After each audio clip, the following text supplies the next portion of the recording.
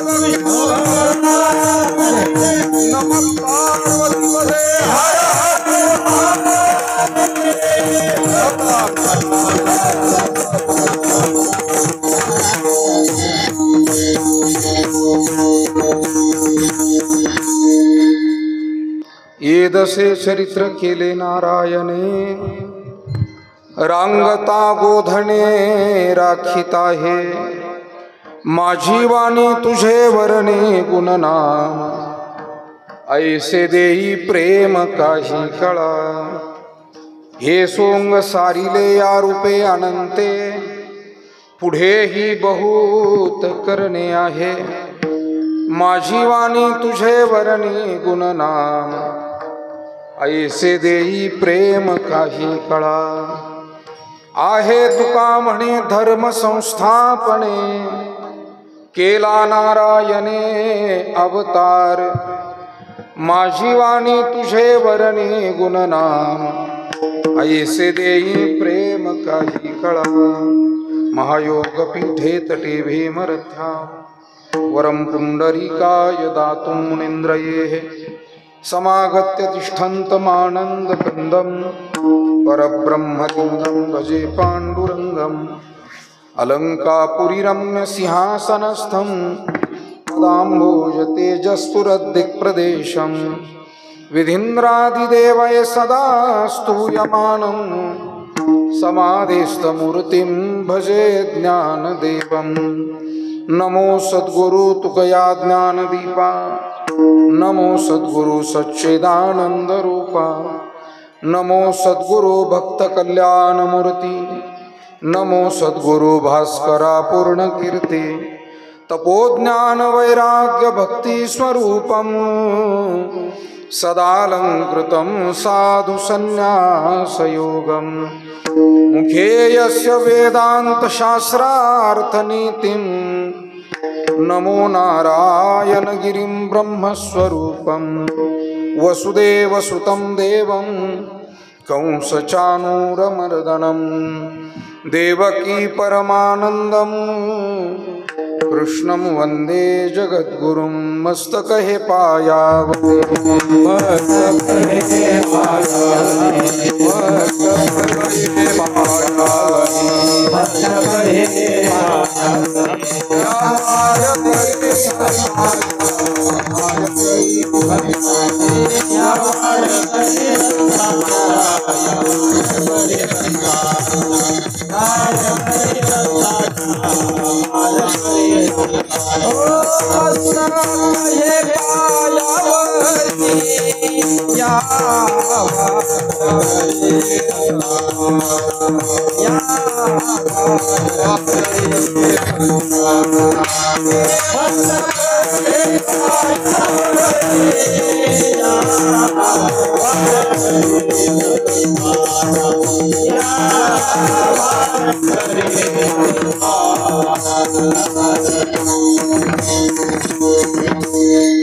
येदसे चरित्र केले नारायणे, रांगता गोधणे राखित आहे. माझी वाणी तुझे वरणी गुणनाम, ऐसे देई प्रेम काही कळा. संत श्रेष्ठ जगद्वंदनीय जगद्गुरु श्री तुकाराम महाराज यांच्या गाथेतील भगवान श्रीकृष्ण परमात्म्याच्या बाळचरित्राचं वर्णन करणारे काही अभंग आले. आणि गाथेमध्ये काही अभंगाची प्रकरण आहे. उदाहरणार्थ संतपर प्रकरण, नामपर प्रकरण, अद्वैतपर आदी. तसं बाळक्रीडा नावाचं गाथेमध्ये एक प्रकरण संत महात्म्यांनी सूचित केलेलं आहे. अर्थात तुकोबारायांनी कोणत्याही अभंगांना प्रकरणाचं नाव दिलेलं नाही, पण ते अभंग त्या पद्धतीचे आणि म्हणून संतांनी त्याची वर्गवारी केली. पैकी भगवान श्रीकृष्ण परमात्म्यानं ज्या बाललीला केल्या त्यांची वर्णनं ज्या गवळणी आणि अभंगांमध्ये आली त्याला बाळक्रीडा असं म्हटलेलं आहे. विठाला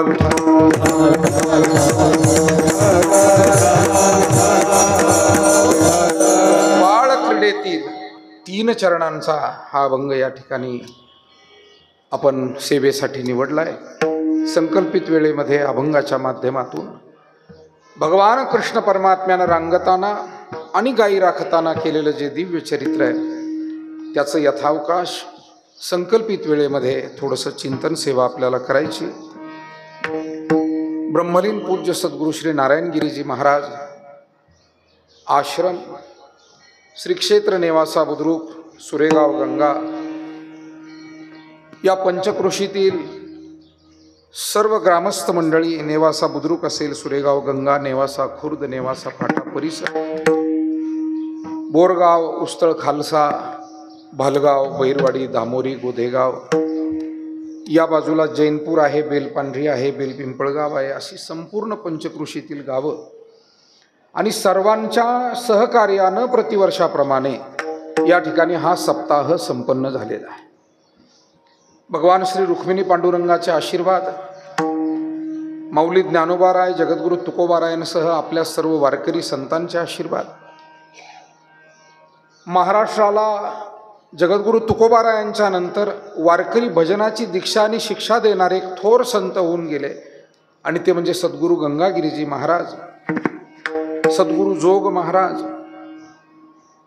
अत्यंत साध्या सोप्या पद्धतीनं ज्यांचं जीवन दिसत होतं, पण अलौकिक शक्ती सामर्थ्य संपन्न होते, असे समर्थ सद्गुरु किसनगिरी बाबा. पूज्य किसनगिरी बाबांनाही जे गुरु म्हणून लाभले ते विश्वेश्वर नाथ बाबा. त्याचबरोबर वारकरी संप्रदायाच्या विचारांचं अतिशय परखडपणानं आणि तत्वतः विवेचन विश्लेषण आपल्या आयुष्यामध्ये ज्यांनी केलं, आणि आपल्या भागामध्ये माऊली ज्ञानोबा तुकोबारायांचा विचार गावोगाव रुजवण्यासाठी अथक परिश्रम, त्याग, वैराग्यद्वारा सेवा केली, ते वैकुंठवासी गुरुवर्य बनसी महाराज तांबे. त्याचबरोबर ज्यांचं स्मरण आपण करतोय ते ब्रह्मलीन पूज्य सद्गुरु नारायणगिरीजी महाराज, जगद्गुरु तुकाराम महाराज मंदिर नेवासा याचे संस्थापक पूज्य एकनाथ स्वामी महाराज, या सर्व संतांचे आशीर्वाद घेऊन, त्याचबरोबर ज्यांच्या मार्गदर्शनानं आपण आपल्या या जिल्ह्यात नव्हे तर राज्यातला परमार्थ ज्यांच्या मार्गदर्शनानं चालतो, असे गुरुवर्य श्रद्धेय भास्करगिरीजी महाराज यांचेही आशीर्वाद घेऊन या ठिकाणी ही सेवा आपण संपन्न केलेली आहे, करीत आहोत. आणि या निमित्तानं गेल्या 7 दिवसामध्ये खूप मोठं योगदान आपल्या परिसरानं नेवासे तालुक्यासह श्रीरामपूर तालुका, राहुरी तालुका, राहता तालुका, कोपरगाव तालुका, शेवगाव तालुका असेल, त्याचबरोबर छत्रपती संभाजीनगर जिल्ह्यातील आपला गंगापूर तालुका, वैजापूर तालुका असेल, अशा सर्व भागातून मंडळी या ठिकाणी आली आणि सर्व भागातून योगदानही समर्पित केलं. विठाला विठ्ठल.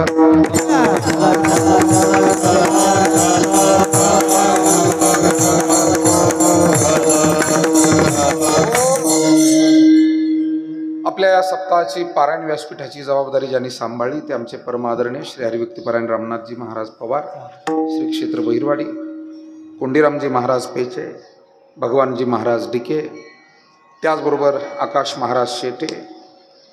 पारायणाला बसलेले सर्व भक्त भाविक मोठ्या संख्येनं पारायणाला सहभागी झाले होते. मग आमच्या सर्व भगिनी मंडळ असेल, पुरुष मंडळ असेल, जवळजवळ 250-300 वाचक या लग्न सराईच्या काळात आणि दुर्गम भागात 2-4 किलोमीटर सगळ्या गावांपासून हे दूर आहे, पण मोठ्या प्रेमानं आपुलकीनं पारायणाला जी मंडळी सहभागी झाली, मला वाटतं पारायण वाचक आणि भजनी मंडळ यांचं सप्ताहातलं स्थान किती मोठं आहे. तर लग्नामध्ये नवरदेव नवरीचं आसनं जेवढं महत्वाचं आहे,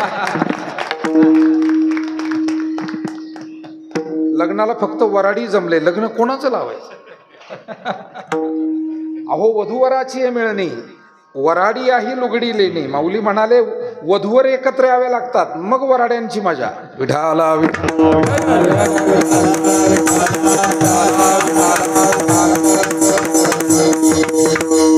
भजनी मंडळ नाही, पारायण वाचक नाही, कीर्तनकार येऊन काय बोलणार, अन्नदाता तरी कोणाला खाऊ घालणार. आणि म्हणून तुका म्हणे येथे भजन प्रमाण. वारकरी संप्रदाय उपासनेला विशेष महत्त्व देतो, आणि ती उपासना पारायणाची मुख्य उपासना आपल्या भागामध्ये विशेषत्वानं या सगळ्या पूज्य संतांनी परिश्रम त्या काळी घेतले, आणि म्हणून घराघरात तो संस्कार पोचला. आपल्याकडे कीर्तनकार मंडळींनी खूप वेगवेगळे अनुभव सांगितले. एक कीर्तनकार बोलून गेले की म्हणाले, आम्ही पारायणाला गेलो तर तिथे एकटा मीच होतो म्हणे. पारायण व्यासपीठ होतं म्हणे माझ्याकडे, तर एकटाच पारायणाला मी होतो. तर ते म्हणाले, मला मधून मधून मनात वाटायचं, माझ्याशी बोलताना म्हटले ते, मधून मधून बोलताना मला असं वाटायचं की मी एकटाच आहे का वक्ता आहे, नेमकं कोण आहे. एकटा. फार वाईट परिस्थिती आहे. 5-10 माणसं कुठं कुठं पारायणाला. मला असं वाटतं पारायण हे उपासना आहे. जसा पाया आहे मग इमारत आहे.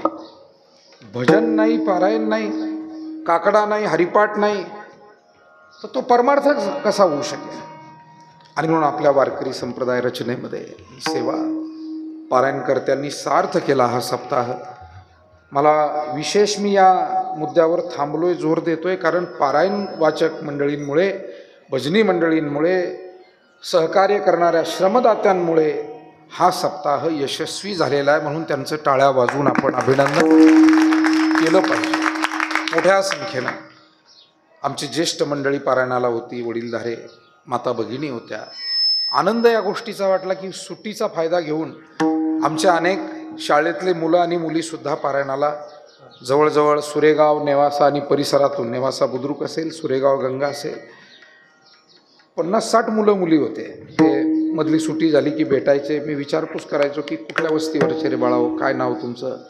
मग कुणी सुरेगावचं आहे सांगायचं, कुणी नेवासा बुद्रुकचं आहे, बहिरवाडीचे आहोत. अशा पद्धतीनं सर्वांच्या सहभागानं पारायण झालं. त्याचबरोबर आपल्या कार्यक्रमाला संपन्न करण्यासाठी दररोज आपली आदरणीय महाराज मंडळी, गुणीजन मंडळी, भजनी मंडळी, विद्यार्थी मंडळी खूप चांगलं सहकार्य सर्वांनी केलं. आजसुद्धा या कार्यक्रमाच्या निमित्तानं आवर्जून उपस्थित आमचे ज्येष्ठ गुरुबंधू, भौर तालुका वैजापूर या ठिकाणचे श्री हरिभक्तीपरायण संजयजी महाराज जगताप, या निमित्तानं आवर्जून उपस्थित वरदविनायक सेवाधामाचे भूमिदाते आणि मार्गदर्शक आमचे कचरू पाटील निर्मळ नाना महाराज वर या. आत्ताच या ठिकाणी आवर्जून उपस्थित झालेले आमचे आदरणीय गुरुबंधू श्री हरिभक्तीपरायण ज्ञानेश्वर माऊली हजारे महाराज, पिचलगाव तालुका नेवासा. आवर्जून उपस्थित परमादरणीय श्री हरिभक्तीपरायण कृष्णाजी महाराज हार्दे आदरणीय महाराज. या निमित्तानं हार्मोनियमची सेवा देत असलेले आपले सर्वांचे स्नेहित ज्ञानेश्वर माऊली शिंदे महाराज, लक्ष्मीनारायणजी महाराज, हरिभक्तीपरायण ससे महाराज, गायनाचार्य या बाजूला उभे असलेले अशोकजी महाराज निरफळ, हरिभक्तीपरायण सवई महाराज, हरिभक्तीपरायण बाळासाहेब महाराज पवार, महेंद्रजी महाराज शेजूळ, विलास महाराज, हरिभक्तीपरायण आमचे संतोष महाराज, विनेकरी महाराज, सुभाषजी महाराज जगताप, तनपुरे पाटील, आमचे शंकर भाऊ, रवी भाऊ, आमचा धनू चांगला वाजवतो रे, छान वाजवलं त्या दिवशी, शिकतोय चांगल्या ठिकाणी, चांगल्या संस्थेत शिकतोय. त्याचबरोबर या बाजूनं उभे आपल्या परिवारातील ज्येष्ठ मार्गदर्शक भारतजी महाराज धावणे, बाबा महाराज मोरे, धनुभाऊ या बाजूला एक धनू आहे, चांगला आहे, आमचे आगळे महाराज मृदंगाचार्य, ही सगळी बालगोपाळ विद्यार्थी मंडळी. आवर्जून उपस्थित आमचे ज्येष्ठ गुरुबंधू श्री हरिभक्तीपरायण साहेबराव अण्णा पोळ पाटील, शंकरपूर तालुका गंगापूर. त्यांनी आपल्या विद्यार्थ्यांच्या अन्नदानासाठी जवळजवळ माझ्या मते 10-11 पोते धान्य, मोजलंच नाही किती, गेलं टेम्पो भरून पाठवून. आम्ही मोजलं नाही, त्यांनी मोजलं नाही. आणि टेम्पोवाला आला, ड्रायव्हरला सांगितलं जा आश्रमात खाली करून ये. त्यानं त्याला तंबी दिलेली होती काय कोणास ठाऊक, नाव सांगू नको, तो काय नाव सांगेना. आणि म्हणे शंकरपूरून आलं, काटे पिंपळगाव शंकरपूर, तिथून आलं. आता आम्हाला तर समजायला वेळ लागतो होय, आम्ही गेले 35 वर्ष एकत्र सेवा करतोय. आणि लक्षात आलं हे अण्णांनी पाठवलेलं असावं. त्यांना फोन केला, मग त्याचा खुलासा झाला. विठाला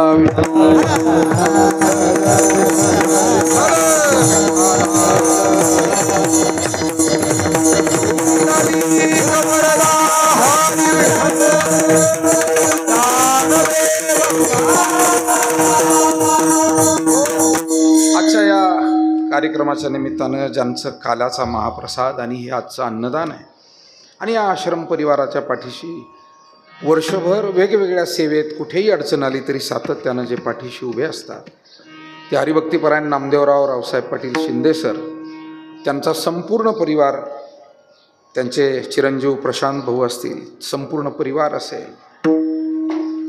शिंदेताई, या परिवाराला द्यावेत तेवढे धन्यवाद थोडे आहे की प्रतिवर्षी काल्याच्या महाप्रसादाची मोठी सेवा ते स्वीकारतात. काहीही खर्च लागला तरी मोठ्या प्रेमानं ही सेवा ते करतात. मी त्यांना खूप धन्यवाद देतो. या निमित्तानं उपस्थित आदरणीय दादा आहेत, आवर्जून उपस्थित, मगाशी ज्यांचा आपण सन्मान केला, ते कापूस वाडगाव सद्गुरू गंगागिरीजी महाराजांच्या जन्मस्थानातलं गाव, पोलीस पाटील आणि भजनी मंडळाचे जुने जाणते मार्गदर्शक आमचे ज्येष्ठ गुरुबंधू बाळासाहेबजी निगळ पाटील, त्यांचा संपूर्ण परिवार, प्राचार्य निगळ सर, या निमित्तानं उपस्थित सन्माननीय सरपंच रामकृष्ण पाटील कांगुणे, अनिल भाऊ लहारे पाटील, चैतन्य ट्रॅव्हल्सचे आमचे मोहिते पाटील, सन्मान्य आमचे पाथरे येथील विखाभाऊ जाधव पाथऱ्याची स्नेही मंडळी, धोंदलगाव तालुका वैजापूर सातत्यानं प्रतिवर्षी, आत्ता जसं मी शंकरपूरच्या अण्णांचं उदाहरण सांगितलं तर असं दरवर्षी 5 पोते धान्य आपल्या आश्रमाला देणारे धोंदलगावचे सरपंच अण्णासाहेब पाटील डमाळे आणि आदर्श सरपंच आहे बरं. त्यांचं काम पाहून नाना पाटेकर आणि मकरंद अनासपुरे धोंदलगावला आले. त्यांचे मित्रच झाले दोघांचे. ते एवढं मोठं जलसंधारणाचं काम धोंदलगावला त्यांनी केलं. विठाला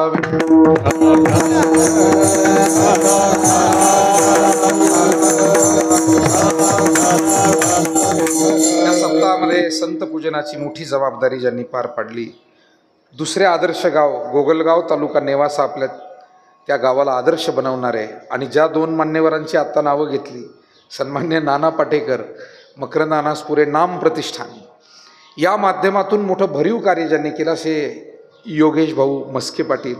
कालही मी संध्याकाळी त्यांना त्यांची आठवण केली होती. एक मोलाची सेवा या निमित्तानं त्यांनी या ठिकाणी दिलेली आहे. आमचे सन्मान्य फोपसे पाटील असतील, मुळा बँकेचे चेअरमन आणि या सप्ताहाचे योगदानदाते सीताराम पाटील जिने असतील, या निमित्तानं उपस्थित मोरे काका असतील, बेदरे साहेब आहेत, शिंदे पाटील आहेत, डोहाळे सर आहेत, समोर बसलेले आमचे पेचे पाटील आहेत, माझे बालमित्र आणि सहकारी रामदास भाऊ हरिभाऊ मस्के पाटील आहेत, त्याचबरोबर आमचे सरपंच साहेब, खरं म्हणजे थेट देवगावच्या पुढे आणि मला वाटतं काय गावाचं नाव आपलं झोलेगाव, हां एक झोडेगाव आहे आणि पलीकडं झोलेगाव आहे. तर थेट इतक्या दुरून गारज आणि शिवूरचा जो परिसर आहे त्या भागातून ते उपस्थित राहिले. गोकुळाप्पा आणि आमची नेवासा बुद्रुकची सर्व आदरणीय भजनी मंडळी, समीर भाऊ बदगले आणि आमची सर्व तरुण सहकारी मंडळी, डोंगरे भाऊसाहेब, ठोसर भाऊसाहेब, आमच्या गावच्या प्रमुख मंडळींना मला वाटतं खूप धन्यवाद दिले पाहिजे. अण्णाभाऊ पेचे पाटील असतील, बाळासाहेबजी जायगुडे पाटील असतील, रेडे पाटील असतील, डवले पाटील असतील, बोरकर परिवार असेल, गावातील संपूर्ण सर्व परिवार, कोकणे परिवार आहे, इकडे कुटे परिवार आहे, लाळगे परिवार आहे. आता किती परिवारांचा उल्लेख केला तरी तो अपूर्ण ठरेल. मारकळी परिवार आहे, जपे परिवार आहे, गावातले सर्व परिवार, या सर्व परिवारांनी खूप मोठे परिश्रम घेतले, सहकार्य केलं. त्याचबरोबर सुरे गावातील शिंदे परिवार आणि सर्व सुरेगावची जी ग्रामस्थ मंडळी आपली आहे, धन्यवाद द्यावेत तेवढे थोडे आहे की अतिशय प्रेमानं सर्वांचं सहकार्य आपल्याला लाभलं. आज या कार्यक्रमाच्या निमित्तानं सन्मान्य आमचे PR जाधव साहेब, ॲडव्होकेट काकासाहेबजी गायके पाटील, आमचे बबनराव धस साहेब या बाजूला बसले आहेत, भेंडा कारखान्याचे निवृत्त अधिकारी, त्यांनीसुद्धा एक भरीव योगदान आपल्या सप्ताहामध्ये केले. इथे बसलेले आमचे सर्व सहकारी, त्याचबरोबर समोर बसलेले अशोक कारखान्याचे संचालक गोराणे बाबा, आमचे ज्येष्ठ गुरुबंधू आहेत, त्याचबरोबर पोपटराव उंडे पाटील, या निमित्तानं उपस्थित आमचे ॲडव्होकेट नवले साहेब, नाचन साहेब, शेजूळ साहेब, कराळे सर, आवर्जून उपस्थित आमचे बत्ताशे पाटील असतील, आमच्या विद्यार्थ्यांचे सर्व आजोबा आजी पालकवर्ग, या निमित्तानं आमचे आगळे साहेब आहेत, गावातील प्रमुख मार्गदर्शक आमचे शंकरराव लोखंडे पाटील आहेत, सन्माननीय वाघ साहेब आहेत, इरिगेशनचे मुंगशे साहेब आहेत, मते साहेब आहेत. खरं म्हणजे सर्वांचेच मी धन्यवाद व्यक्त करतो. आपण मला नक्की क्षमा कराल कारण खूप मोठ्या संख्येनं गायके पाटील आणि सगळी मंडळी माझ्यासमोर आहेत. माता भगिनींची संख्या मोठी आहे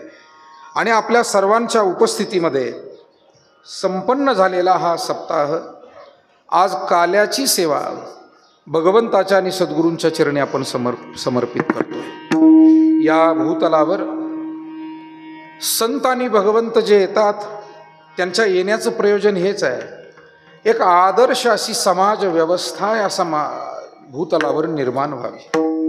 भगवंताच्या अवताराचं प्रयोजन सांगताना तुलसीदासजी म्हणाले, जब जब होय धर्म की हानी, बाढही चोर खल अभिमानी. चोर, कुटील, खळ, दुष्ट अशा लोकांमध्ये वाढ होते आणि नीतिमत्ता, भक्ती, सात्विकता कमी होते. अशा वेळेला धर्माची उत्थापना करण्यासाठी भगवानही येतो आणि संत महात्मे तरी कशासाठी येतात? तुकोबाराय फार सुलभतेनं आपल्याला सांगताय. धर्माचे पालन करणे पाखांड,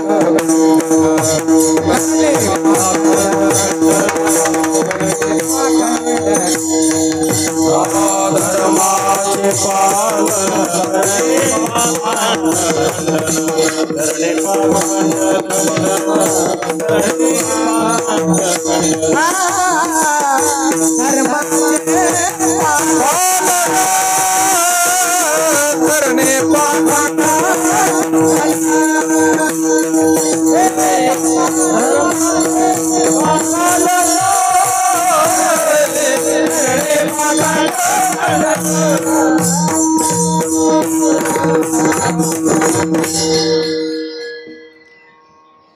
वेळ कमी असते कीर्तनात, लांबलचक चाली नाही चालत. डबल चाल म्हणण्याचं एक शास्त्र आहे, ती अशी लोणच्यासारखी चटणीसारखी तोंडी लावायला, त्याला डबल चाल म्हणतात.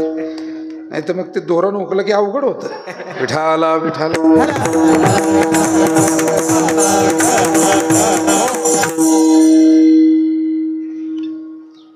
धर्माचे पालन करणे पाखंड खंडन. धर्मतत्वाचं पालन करून समाजामध्ये ती आदर्श विचारधारा रुजवण्यासाठी, धर्म म्हणजे काय?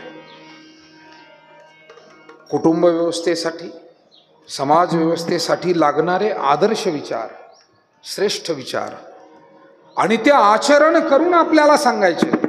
नुसते वरवर सांगायचे नाही. तुका म्हणे वर्तोनी दावी त्याचे पाय माझे जीवी. वारकरी संप्रदायामध्ये आणि आपल्या धार्मिक क्षेत्रामध्ये पोकळ व्याख्यानाला महत्व नाही, नुसता कोरडा सल्ला देण्याला महत्व नाही. आपल्या जीवनामध्ये ज्या तत्वांचं अनुष्ठान घडलं, सेवा घडली, त्या गोष्टी जर समाजापुढे मांडल्या तर त्या शब्दांना मंत्ररूप येतं. म्हणून माऊलींचे शब्द, तुकोबारायांचे शब्द, संत नामदेव महाराज, संत गोरोबा काका, संत सावता महाराज, संत सेना महाराज, नरहरी महाराज, चोखा मेळा, जनाई, मुक्ताई, निवृत्तीनाथ महाराज, सोपान काका, पुढे शांतीब्रह्म एकनाथ महाराज, जगद्गुरु तुकोबाराय, निळोबाराय, ही जी परंपरा संतांची आपल्याकडे महाराष्ट्रामध्ये चालत आली, या सर्व संतांचे अभंग याला संत वाङ्मय म्हटलं जातं आणि प्रासादिक वाणी म्हटलं जातं. प्रासादिक वाणी का बरं त्याला प्रासादिक वाणी म्हणायचं? कारण त्या शब्दांमध्ये अर्थता आहे, अनुभव आहे, आणि त्या शब्दांमध्ये समाज हिताची तळमळही आहे, अनुभवही आहे, भगवंताच्या भक्तीची आर्तताही आहे, आणि पुन्हा समाज हित व्हावं हे कल्याणाची तळमळीची गोष्ट त्यामध्ये आलेली. आणि म्हणून संतांचे जयाचे बिसाट शब्द, सुखे म्हणो येती वेद, सहज निघालेले शब्द सुद्धा वेदांच्या एवढे मोलाचे.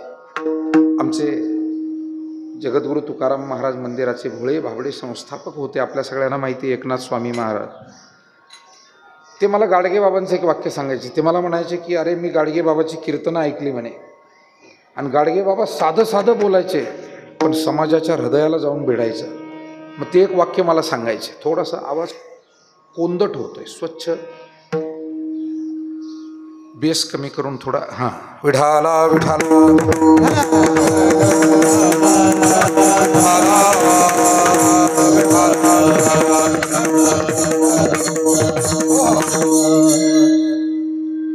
काय म्हणायचे गाडगे बाबा? म्हणे गाडगे बाबा म्हणायचे, पापाला भ्यावा मग कोणाच्या बापाला भिवू नये. सहज बोलणे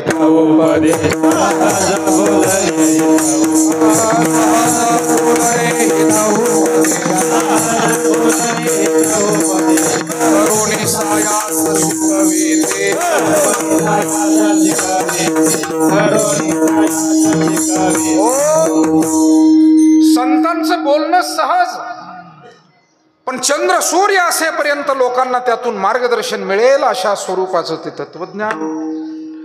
आणि म्हणून आपल्या वारकरी संतांनी समाजामध्ये सदविचार रुजवला. कीर्तनाचाही उद्देश तोच आहे मायबाप हो, नाचू कीर्तनाचे रंगी, ज्ञान दीप लावू जगी.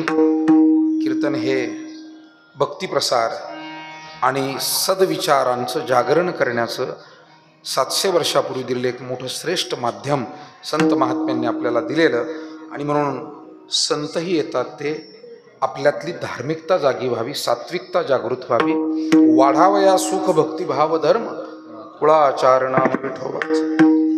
आणि म्हणूनच या सर्व संतांच्या आपण पुण्यतिथी साजऱ्या करतो. आज ब्रह्मलीन पूज्य सद्गुरू नारायणगिरीजी महाराज यांची पुण्यतिथी या कालावधीत नसली तरी त्या पुण्यतिथीचं स्मरण, त्यांच्या एकूण दिव्य अशा कार्याचं स्मरण करून स्मृतिप्रित्यर्थ हा सप्ताह आपण करतो. त्याचं कारण महाराजांची पुण्यतिथी नाथषष्ठीमध्ये येते. वारकरी वर्ग सगळा नाथषष्ठीला जातो. दुसरी गोष्ट, समर्थ सद्गुरू किसनगिरी बाबा आणि सद्गुरू नारायणगिरीजी महाराज या दोनही संतांच्या पुण्यतिथी एकाच दिवशी येतात. ते म्हणजे फाल्गुन वद्य अष्टमी, ज्याला कालाष्टमी आपण म्हणतो. फाल्गुन वद्य अष्टमी. मग श्री क्षेत्र देवगड क्षेत्रामध्ये सुद्धा किसनगिरी बाबांच्या पुण्यतिथीचा उत्सव असतो. मला असं वाटतं आपल्यावर काही बंधनं लादलेली नसली तरी काही बंधनं आपण आपल्या मनानं पाळायची असतात. तुकाराम महाराज मंदिरामध्ये राहताना मला बऱ्याच भाविकांनी, गावातल्या वाडवडील मंडळींनी विनंती केली. म्हणाले, वद्य एकादशीला 7 ते 9 कीर्तन करा. अरे म्हटलं, असं नाही बाबा, माऊलींजवळ कीर्तन होतं ना, आपण त्याच वेळेला करायचं. नाही केलं. 25 वर्ष तो नियम अखंड पाळला. माझ्यावर काही कुणी दडपण आणलेलं नव्हतं. केलं असतं तर कुणी केसही केली नसती.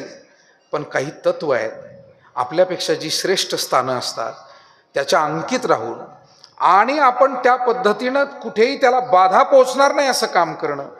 आणि म्हणून नारायणगिरीजी महाराजांची पुण्यतिथी किसनगिरी बाबांची एकत्र येत असल्यामुळे तो विचार मनाशी ठेवून त्या दिवशी न घेता त्या प्रित्यर्थ मग मुलंही आपल्याकडे आहेत, त्यांच्याही परीक्षा होऊन जाऊ देत असा विचार. आणि मग 1.5 महिन्यानंतर आपण या वैशाख महिन्यातल्या शुद्ध पक्षामध्ये, आपल्या पंचांगातला हा 2रा महिना आहे. चैत्र झाला की वैशाख येतो आणि वैशाख शुद्ध तृतीया म्हणजे अक्षय तृतीया असते. त्यानंतर 2 दिवसानं पंचमी येते आणि पंचमी ते द्वादशी असा हा सप्ताह. विठाला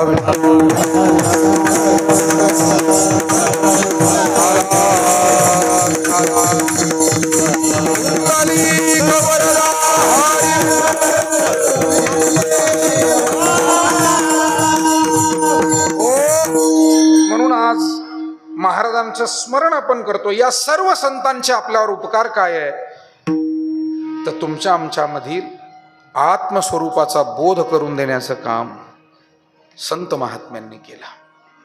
आपुला आपण पया विसरू जो धनंजया तेची जाण या अज्ञानारूप. आपण नेहमी म्हणतो संतांनी समाजाचं अज्ञान दूर केलं. अज्ञान दूर केलं म्हणजे फक्त कसं उठावं, बसावं, बोलावं एवढंच नाही शिकवलं, तर नेमकं आपण कोण आहोत याचा बोध आपल्याला करून दिला. मी कोण आहे सा करावा विचार म्हणे ज्ञानेश्वर निवृत्तीचा. आमचं शरीर जे आम्हाला मिळालंय ते तर काही काळापुरतंच आहे. मृत्यूनंतर स्मशानापर्यंतच येणारं पंचतत्वात विलीन होणारं शरीर आहे. मग ह्या शरीरामध्ये राहणारं जे तत्व आहे, आत्मतत्व आहे, त्याचा परिचय करून देण्याचं काम, ते अज्ञान दूर करण्याचं काम फार मोठं कार्य संत महात्म्यांनी केलं. आणि असं आहे, मानवी जीवाला तोपर्यंत सुखाचा अनुभव नाही जोपर्यंत तो अंतर्मुख होत नाही, तो आत्मतत्वाचा परिचय करून घेत नाही. बाहेरचा परिचय किती झाला तरी उद्विग्नता कायम राहते. आणि म्हणूनच जगामध्ये सर्व क्षेत्रात काम करणाऱ्या माणसांना दुःखाचा अनुभव तो काही पाठ सोडत नाही. संपत्ती भरपूर मिळवली तरी दुःख पाठ सोडत नाही. प्रसिद्धी मिळवली तरी दुःख सोबतच आहे. ज्ञान मिळवलं तरी दुःख सोबतच आहे. करोडो माणसं सोबत जोडली तरी दुःख सोबत आहे. पद प्रतिष्ठा मिळवली दुःख सोबत आहे. त्याचं कारण आहे, जे सुख देणारं परमात्म तत्व आहे आणि आत्मतत्व आहे त्याच्यापासून जीवन जर दूर राहिलं तर बाकीची सामुग्री कितीही गोळा केली. मी नेहमी गणिताचं उदाहरण देत असतो. आमचे अनेक शिक्षक, प्राध्यापक, शिक्षिका भगिनी बसलेल्या आहे. शून्यावर किती शून्य दिले तरी त्याचं उत्तर काय येतं? शून्य. त्याची बेरीज काय येणार आहे? शून्य. गुणाकार काय येणार आहे? शून्य. तसं प्रपंचामध्ये सर्व गोष्टी फक्त प्रापंचिकच केल्या. एक माणूस म्हणाला, महाराज का कुणास ठाऊक पण सुखच वाटत नाही. म्हटलं काय करताय तुम्ही? चांगली शेती करतो, व्यवसायालाही मुलांना लावून दिलंय, गावातली राजकीय पदं सुद्धा माझ्या घरामध्ये आहे, पाहुणे रावळे नातं गोतं मुलं मुली चांगल्या घरात दिल्या, सुना चांगल्या घरातल्या आणल्या. बरं याच्या पलीकडे अजून काय करता तुम्ही? काय नाही, सगळं करतोय म्हणे. हे सगळं पाहुण्या रावळ्याकडे जातो, बाजारला जातो, बाजार आणतो, सण आला की कपडे आणतो, घरामध्ये गोडधोड करतो, खातो. अहो म्हणलं हे झालं सगळं, देवपूजा वगैरे काही करता का? नाही नाही, तसली काय आवड नाही म्हणे आपल्याला. बरं वाचनाची आवड, निदान ज्ञानेश्वरीचं वाचन, गाथेचं वाचन, निदान हरिपाठाचे 27 अभंग 5 मिनिटात होतात, हनुमान चालीसा. नाही, आम्ही देव मानतच नाही म्हणे, त्याच्यामुळे आम्ही या भानगडीत पडत नाही. बरं तीर्थयात्रा काही नाही करत म्हणे. बरं गावात सप्ताह होतो तुमच्या, तुम्ही म्हणाले की पाहुण्या रावळ्याच्या पंक्ती उठवतो आम्ही, मग एखादी पंगत गावच्या सप्ताहाला वगैरे देता का नाही? ते काय खरंय म्हणे महाराज, सप्ते लई झाले म्हणे आता. त्यानं त्याच्यावरच टीका चालू केली, त्या सप्ताह करणाऱ्यावर आणि सप्त्यावर. बरं म्हटलं ठीक आहे, मग काय म्हणणं आहे तुमचं? सुख का वाटत नाही? म्हटलं महाशय सुख का वाटत नाही त्याचं उत्तर तुमच्या स्वतःच्या जीवनाच्या आचरणातच आहे. तुम्ही प्रपंचासाठी सगळं केलंय, तुम्ही पद मिळवलं, पैसा मिळवला, संबंध मिळवले, घरदार बांधलं, कपडा लत्ता खानपान सगळं जमलंय, पण देवाला देवघर नाही आणि मला दादला नको ग बाई. आमच्या पोरांनी भारूड केलं ना त्या दिवशी. घर बांधलंय पण घरात जर देवाला देवघरच नाही आहे, देवघर असलं तरी त्याच्यात ग्रंथ नाही आहे, ग्रंथ असले तरी त्याच्याकडे कोणी पाहत नाही, ते वाचत नाही. मी नेहमी विनोदानं म्हणतो की काही लोकांच्या घरी हे ग्रंथ किती वर्षापूर्वीचे आहे हे आपल्याला वरूनच कळतं, ग्रंथ उघडायचं सुद्धा नाही. वरचं बांधलेलं कापड आणि त्याची गाठ पाहिली की कळतंय हा ग्रंथ यांच्या हातचा नाही, हा वडिलाच्या पिढीच्या हातचा. कशावरून? ती गाठच सोडलेली नसते. वाडवडील माणसं गेल्यानंतर त्या ज्ञानेश्वरीच्या कापडाची गाठ सुद्धा सोडलेली नाही, मग सुखाची गाठ पडेल कशी? विठाला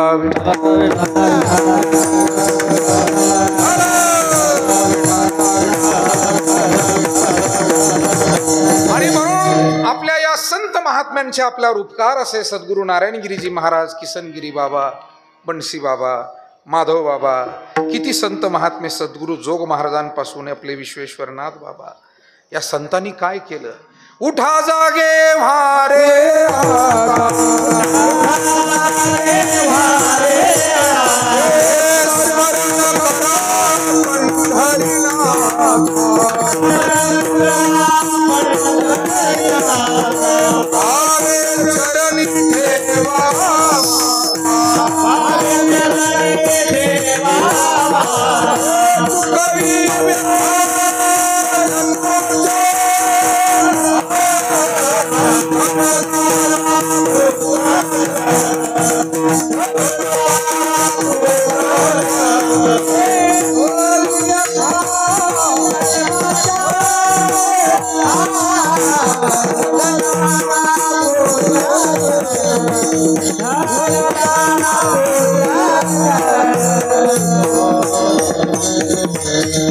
उठा जागे भारे आता, स्मरण करा पंढरीनाथा.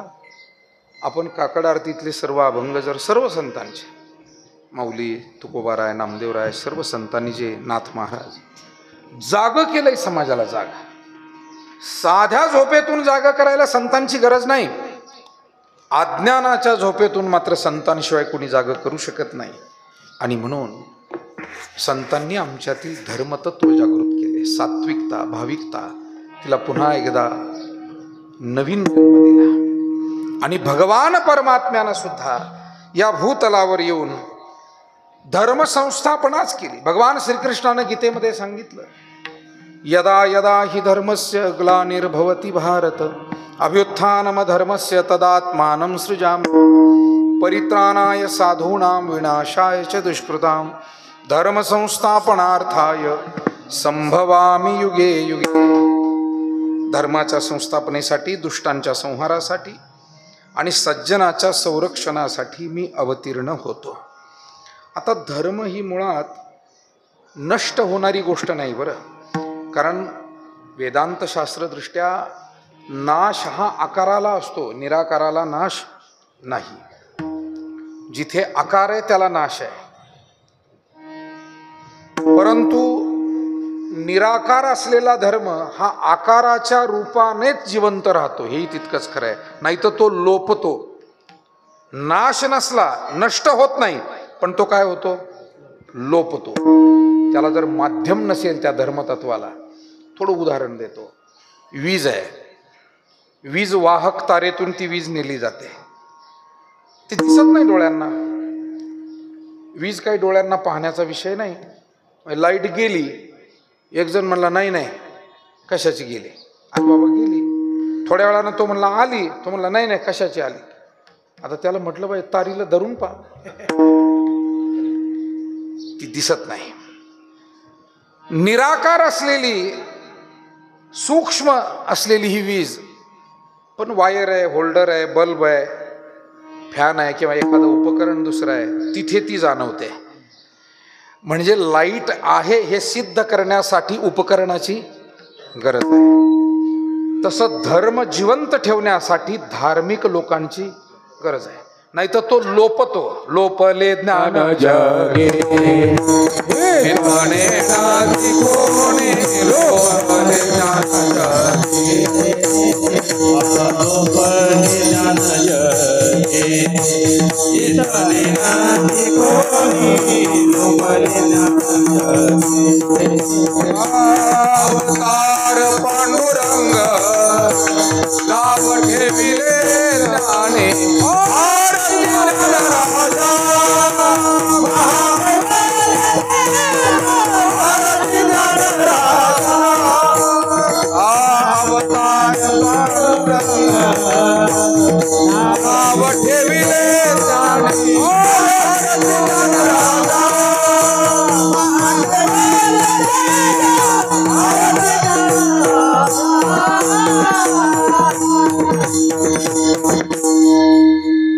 संपले ज्ञान जगी असं कुठं म्हटलंय? माऊलींची आरती आहे आणि एकनाथ महाराजांचे गुरुबंधू रामा जनार्दन यांनी लिहिलेली ती आरती आहे. 3 शिष्य होते जनार्दन स्वामी महाराजांचे. एका जनार्दन म्हणजे नाथ महाराज, रामा जनार्दन आणि जनी जनार्दन या महाराज. स्वामी रमेशानंदगिरी महाराज त्रिवेणेश्वर देवस्थान हे उपस्थित झाले. पहिल्या दिवशी सुद्धा ध्वजारोहणाला महाराज आले होते. पहिल्या दिवशी आमचे स्वामी प्रकाशानंदगिरी महाराज, महंत सुनीलगिरीजी महाराज, महंत रमेशानंदगिरी महाराज आणि महंत ऋषीनाथ महाराज ही सर्व संत मंडळी ध्वजारोहणाला उपस्थित राहून त्यांनी छान कार्यक्रम पहिल्या दिवशी तोही पार पडलेला आहे. विठाला विठाला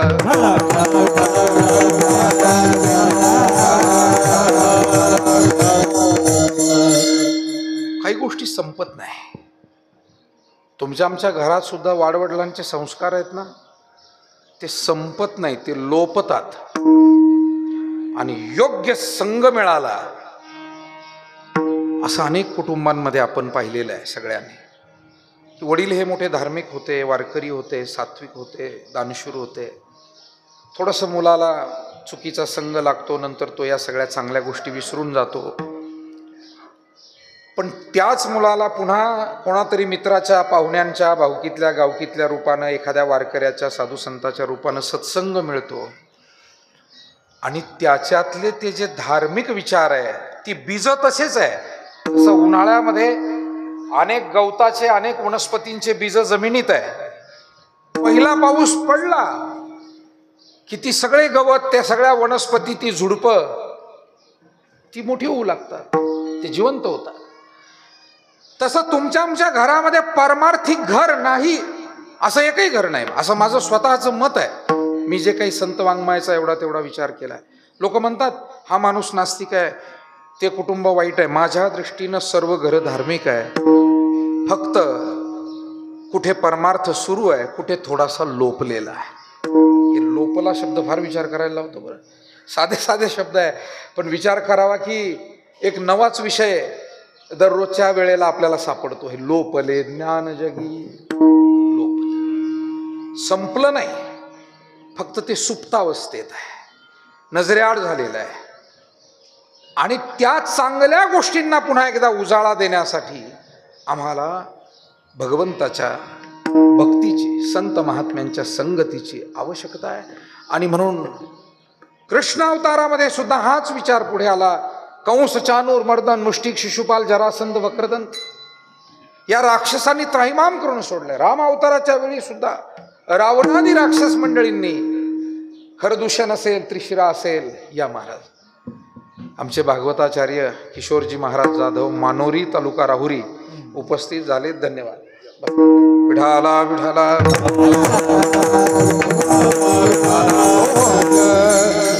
हा वारकरी संप्रदायाचा सगळा परिवार आहे. याच्यामध्ये वयाचं बंधन नाही, परिस्थितीचं नाही, तालुक्याचं, विभागाचं नाही, जातीचं नाही, पंथ आणि पक्षाचंही नाही. मुळात वारकरी म्हणजे ही भाविकाची जात आहे. ही जातच स्वतंत्र आहे. माझी ये जातीचे मज भेटो कोणी,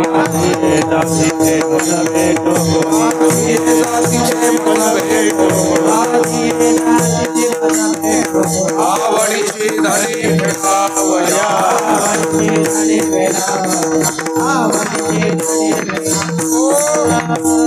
यारे यारे लहान थोर. अर्थात विचार मी आपल्याला जो सांगत होतो तो हा आहे. राम अवतारामध्ये सुद्धा अनेक राक्षसांनी त्राहिमाम केलंय आणि लोकांना धर्म पालन करणं कठीण होऊ लागलं. कृष्ण अवताराच्या वेळेला सुद्धा कंसादी राक्षस मंडळी आहे. अगदी वत्सरूपी पृथ्वी ब्रह्म्यापाशी जाय नेत्री वाहे तो हे सांगत असे. पृथ्वीनं वासराचं रूप धारण केलं आणि ब्रह्मदेवाला जाऊन सांगितलं की इतकं पाप झालंय, मला आता त्याचा भार सोसवेना. आणि त्यावेळेला ब्रह्मदेव, भगवान शंकर हे सर्व ऋषीमुनींसह भगवान विष्णूंची प्रार्थना करतात की प्रभू, आता आपल्याला अवतार घेतला पाहिजे. मला असं वाटतं कोणत्याही गोष्टींची एक मर्यादा असते आणि मर्यादा अतिक्रम झाला की तिथे देव असो, राजा असो, त्याला आपल्या बळ आणि बुद्धीचा वापर हा करावाच लागतो आणि तो केला पाहिजे. आपण जसं आता गेल्या 2 दिवसापासून आपण भारतीय म्हणून हा विषय फार महत्त्वाचा आहे. आपण अमुक नावाचे, अमुक गावाचे, अमुक पंथाचे, अमुक पक्षाचे हे नंतर आहे, पण नेशन फर्स्ट. आपण पहिल्यांदा भारतीय आहोत, या भारतीय संस्कृतीचे पाईक आहोत. आपण भारतीय आहोत हे फार महत्त्वाचं आहे. ही आपली मुख्य ओळख आहे. आणि भारतीय म्हणून आपल्याला या घडलेल्या घडामोडींविषयी काही भावना आपल्या तयार झाल्या. सुरुवातीला 10-12 दिवसापूर्वी पहिलगाममध्ये जो हल्ला झाला आणि निष्पाप लोकांना, अगदी नातवंडांना घेऊन आलेले, मुलाबाळाला घेऊन आलेले, कोणी नवीन लग्न झालेले, आपली एखादी बहीण, एखादा आपला तो बंधू, ते गेलेले तिथे फिरायला आणि वाईट क्रूर हल्ला झाला. अत्यंत नृशंस म्हणावा, निंदा करावी तेवढी थोडी आहे. आणि हल्ला करत असताना अक्षरशः त्यांच्या डोळ्यासमोर गोळ्या घातल्या. काय वाटलं असेल त्या पत्नीला की पतीला आपल्या समोर गोळ्या घालताय? काय वाटलं असेल त्या म्हाताऱ्या आईला की तरुण मुलाला आपल्या देखत गोळ्या घातल्या? काय काय परिस्थिती असेल ती सगळी. आणि सांगितलं, जाऊन सांगा तुमच्या पंतप्रधानाला, तुमच्या भारतीय लोकांना आम्ही मारलंय. त्यांचं कुंकू डोळ्या देखत पुसलं आणि तदनंतर सबंध भारतीय म्हणून तुमच्या आमच्या मनामध्ये एक अत्यंत क्रोध निर्माण झाला. एका बाजूला गेलेल्या माणसांविषयी सहानुभूती, दुःख, त्यांना श्रद्धांजली लोकांनी आपापल्या परीनं वाहिली, पण दुसऱ्या बाजूला जे पाकिस्तान पुरस्कृत हा जो दहशतवाद आणि या दहशतवादानं जे काही सातत्यानं भारताला छळलेलं आहे, याच्याविषयीची चीड सर्वांच्याच मनामध्ये निर्माण झाली आणि भारतानं काहीतरी चोख प्रत्युत्तर दिलं पाहिजे अशी भावना आपल्या मनामध्ये होती. भारतीय लष्कराला, भारतीय सरकारला, पंतप्रधान मोदीजी असतील आणि संपूर्ण त्यांचे मंत्रिमंडळातील आणि इतर अधिकारी सहकारी यांना धन्यवाद आपल्याला द्यावेच लागतील. त्याचं कारण अत्यंत कडक असं प्रत्युत्तर गेल्या 2 दिवसामध्ये दिले. सुरुवातीला त्यांच्या जे काही टेररिस्ट कॅम्प आपण ज्याला म्हणतो, आतंकवादी अड्डे जिथे आहेत त्याच्यावरती पहिला 9 ठिकाणी हल्ला झाला परवाच्या रात्रीचा. आणि काल रात्री त्यांनी काही मिसाईल्स भारतावर सोडले, जम्मू भागात, काही राजस्थान भागात, पंजाब भागात. आणि त्याला प्रत्युत्तर म्हणून त्यांचे मिसाईल तर नष्ट केलेच हवेत, पण त्यांच्या शहरावरती मग भारताने चहूबाजूने हल्ला केला. तो अरबी समुद्रातूनही कराचीकडे केला, तो राजस्थानमधूनही तिकडे केला, तो इकडे जम्मू काश्मीर आणि पंजाबमधून केला.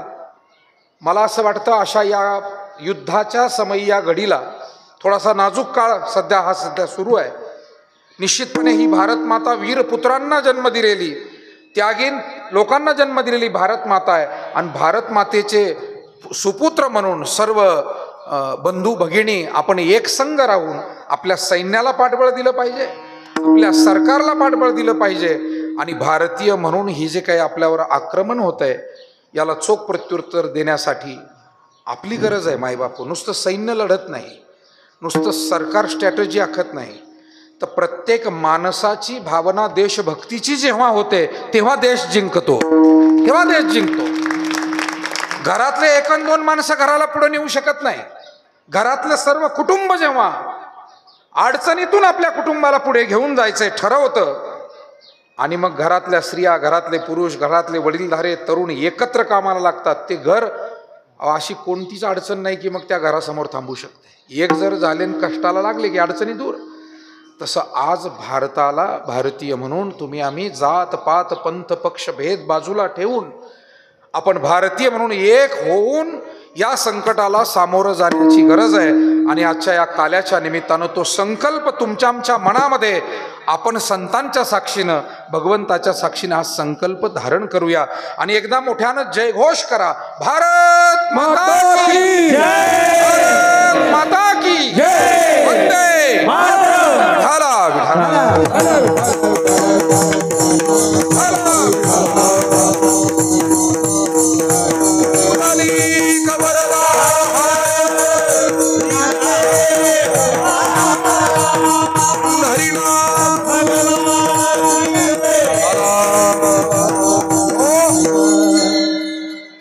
अधर्मी लोकांची सुद्धा एक मर्यादा असते. आणि अधर्म शिगेला पोहोचला की कोणत्या न कोणत्या रूपानं नियती त्याला उत्तर देते. कंस, चाणूर, मर्दन, मुष्टिक, शिशुपाल, जरासंध यांचा अधर्म शिगेला पोहोचला होता. आणि तुकोबाराय म्हणतात त्यासाठी धर्म संस्थापनेसाठी भगवंतानं अवतार घेतला. सेवेला घेतलेल्या अभंगाचं शेवटचं चरण धर्म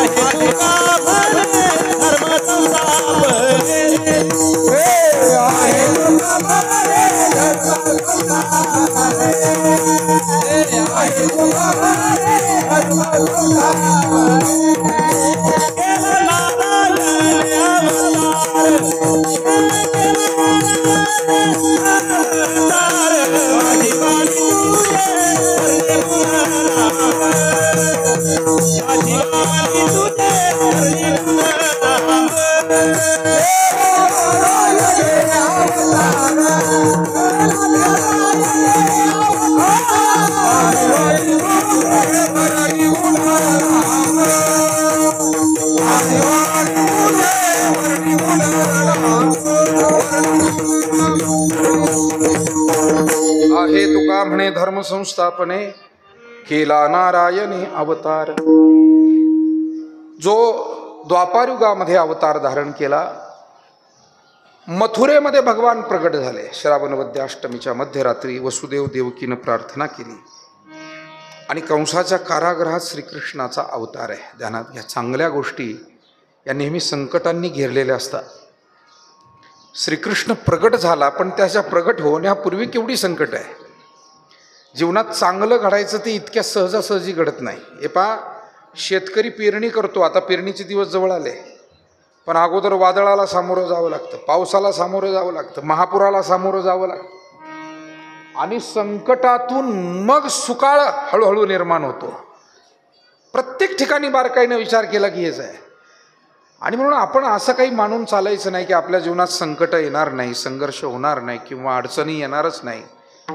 परमार्थ हा आम्हाला आमचं मनोबल कमी होऊ नये, आमचं मन प्रसन्न राहावं, आत्मबल टिकून राहावं आणि जे कार्य हाती धरलंय ते पुढे नेण्यासाठीची शक्ती, बुद्धी, सामर्थ्य जीवनामध्ये टिकून राहावं म्हणून परमार्थ करायचं. संकट जावे म्हणून परमार्थ नाही. परीक्षाच द्यायची नाही म्हणून कोणी अभ्यास करतं का सांगा बरं मला. एका 7वी 8वीला जाणाऱ्या मुलीला विचारलं, अरे मुली फार छान अभ्यास करती बाई, तू कशासाठी करते? मुलीने सांगितलं, महाराज मला कोणतीच परीक्षा द्यायची नाही आणि द्यावी लागू नये म्हणून मी अभ्यास करते. हे जसं तिचं बोलणं हास्यास्पद आहे. अभ्यास हा परीक्षेसाठीच असतो, तसं परमार्थ हा संकटावर मात करण्यासाठी असतो. संकट येऊ नये म्हणून नाही, येणारच आहे. आता या सूर्याला तुम्ही उगवू नका म्हटलं तो काय थांबायचा आहे? मावळू नका म्हटलं थांबायचा आहे? पावसाला येऊ नको म्हटलं थांबणार आहे? वादळाला येऊ नको म्हटलं थांबणार आहे? या निसर्गावर आमची सत्ता नाही आहे. तसं जीवनातल्या घडणाऱ्या अनेक घटना परावलंबीच आहे. त्या आपण ठरवलेल्या नाही, त्या नियतीनं ठरलेल्या किंवा परिस्थितीनं उद्भवलेल्या आहेत. विठाला विठाला.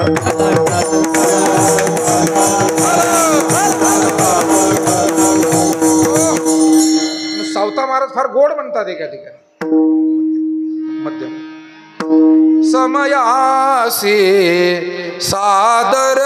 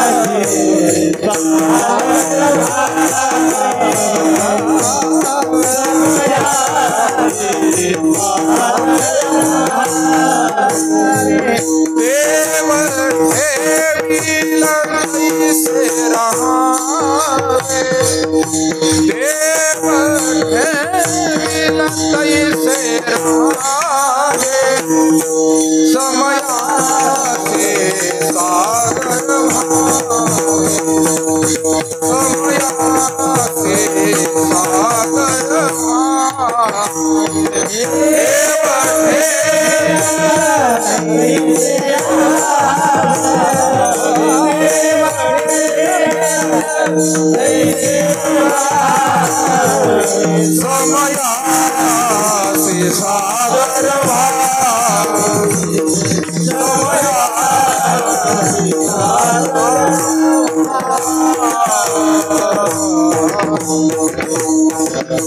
समयासी सादर भावे देव ठेवील तैसे राहावे. आलेले प्रसंग हे कोणी ओढवून घेतलेले नसतात. कधी कधी मानवी चुकांमुळे काही प्रसंग उभे राहत असतील, पण बरेच प्रसंग परिस्थितीजन्य असतात, काही प्रारब्धजन्य असतात. प्रारब्धाची गती आहे, त्या प्रसंगाला सामोरं जावं लागेल. त्या विक्रमराजावरती हार चोरल्याचा आळा आला. शनी महाराजांची पोथी आपण वाचतो. आमचे शनेश्वर देवस्थानची सगळी ज्येष्ठ मंडळी इथं बसलेली आहे. मार्गदर्शक आणि माझे विश्वस्त आमचे पंढरीनाथ भाऊ शेटे, आमचे सुरेश पाटील बानकर, बानकर भाऊंचे चिरंजीव, बानकर भाऊंचे पुतणे आणि आदर्श पोलीस पाटील म्हणून महाराष्ट्र सरकारनं ज्यांना सन्मानित केलं असं ॲडव्होकेट सयाराम बानकर पाटील. तर शनी महाराजांच्या पोथीमध्ये तो आळ येतो. ही प्रारब्धजन्य दुःख आहे की काहीतरी पूर्वकर्म आहे आणि ते तुम्हाला त्रस्त करायला आले. म्हणून परमार्थ हा करायचा, नामस्मरण करायचं, भजन भक्ती पुण्य करायचंय. संकट नको म्हणून नाहीये, नको म्हणल्यानं थांबणार नाहीये, पण त्यातून तरुण जाण्यासाठी लागणारं धैर्य, सामर्थ्य, संयम, शहाणपण या सगळ्या गोष्टी परमार्थातून आम्हाला मिळतात. विठाला विठाला.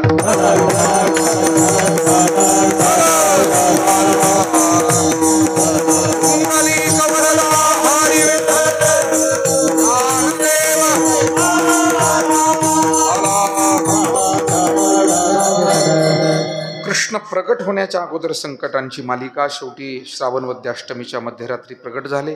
सांगितलं नंदाच्या घराला मदनी गोकुळाला, आणि भगवान परमात्म्याचं कार्य तिथून सुरू झालं.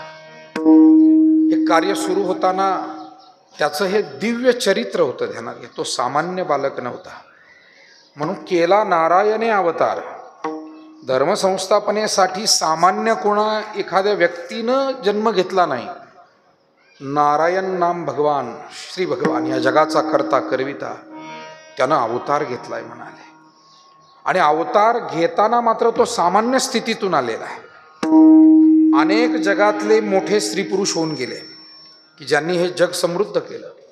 आपल्या महाराष्ट्रामध्ये तर छत्रपती शिवरायांच्या पासून किंवा त्यांच्या अगोदरपासूनही अनेक महापुरुष, नंतरच्या काळामध्ये मग त्या पुण्यश्लोक अहिल्यादेवी होळकर असतील, ते महात्मा ज्योतिबा फुले असतील, टिळकजी असतील, सावरकरजी असतील, किती नावं आपल्याला सर्व क्षेत्रामध्ये घेता येतील. शैक्षणिक क्षेत्रातले लोक, सामाजिक क्षेत्रात काम करणारे लोक, धार्मिक क्षेत्रामध्ये ज्यांनी जागृती दिली ते संत मंडळी. महाराष्ट्र वेगळा आहे. महाराष्ट्राच्या जवळ असलेली प्रगल्भता, संस्कृती आणि सेवा ही इतर ठिकाणच्यापेक्षा खूप समृद्ध आणि जुनी परंपरा आपल्याला लाभलेली आहे. आणि आपण प्रत्येक घरात हे जतन आज केलं पाहिजे. या सेवा सत्कार्याला हा दीप आपण तेवत ठेवला पाहिजे. ज्ञानदीप लावू जगी सुरुवातीला आपण म्हणालो, तर तो तेवत ठेवणं गरजेचं आहे. मला हे सांगायचं आहे की भगवान परमात्मा प्रगट झाले, पण ते सामान्य नव्हते, असामान्य होते. अवतार होता. अवतारी लोक दिव्य कार्य करतात, ते दिसताना सामान्य दिसतात. तोही नेत्री पाहे, श्रवणी ऐकत्वाय, परी तो तेथीचा नोहे. तो पाहतोय खरा डोळ्यांनी, ऐकतोय खरा. म्हणजे सामान्य जनाप्रमाणे मोठ्या माणसांचं वर्तन, बाह्य वर्तन सारखंच आहे. पश्यन, शृण्वन, स्पृशन, जिग्रन, नश्नन, गच्छन, स्वपन, स्वसन, प्रलपन, विसृजन, गृह्णन, नुन्मिशन, निमिशन नपी. फार मोठा जोडाक्षराचा पण मोठा सुंदर हा श्लोक आहे गीतेतला. तो संहिता आपण घेत नाही तोपर्यंत असा अवघड वाटतो. संहिता घेतल्यावर वाटतं फार सोपा आहे, नाही का? नाही तर बऱ्याच गोष्टी अशा आहे, आपण जबाबदारी घेत नाही तोपर्यंतच अवघड आहे. नाही कैवाड तोचीवरी, नव्हे ऐसे काही नाही अवघड. नाही कैवाड तोचीवर,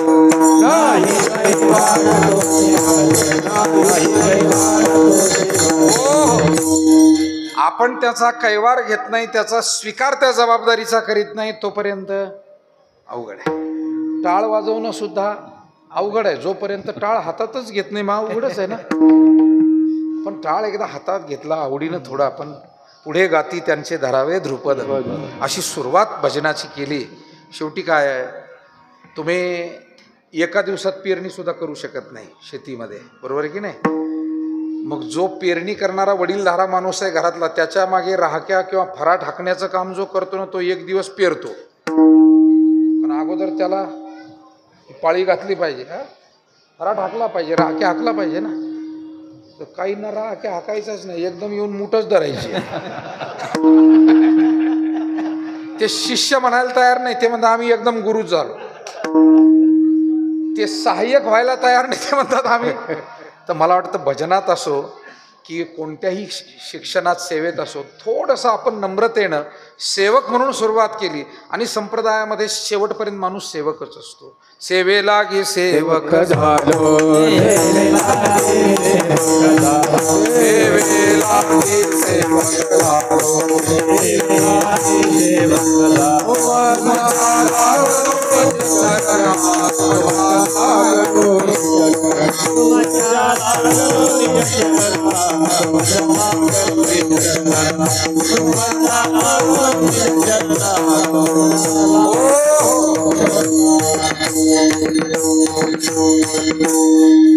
सामान्य होतात. असामान्य माणसं सुद्धा सामान्यपणे वर्तन करतात, कळत नाही त्यांचं मोठेपण.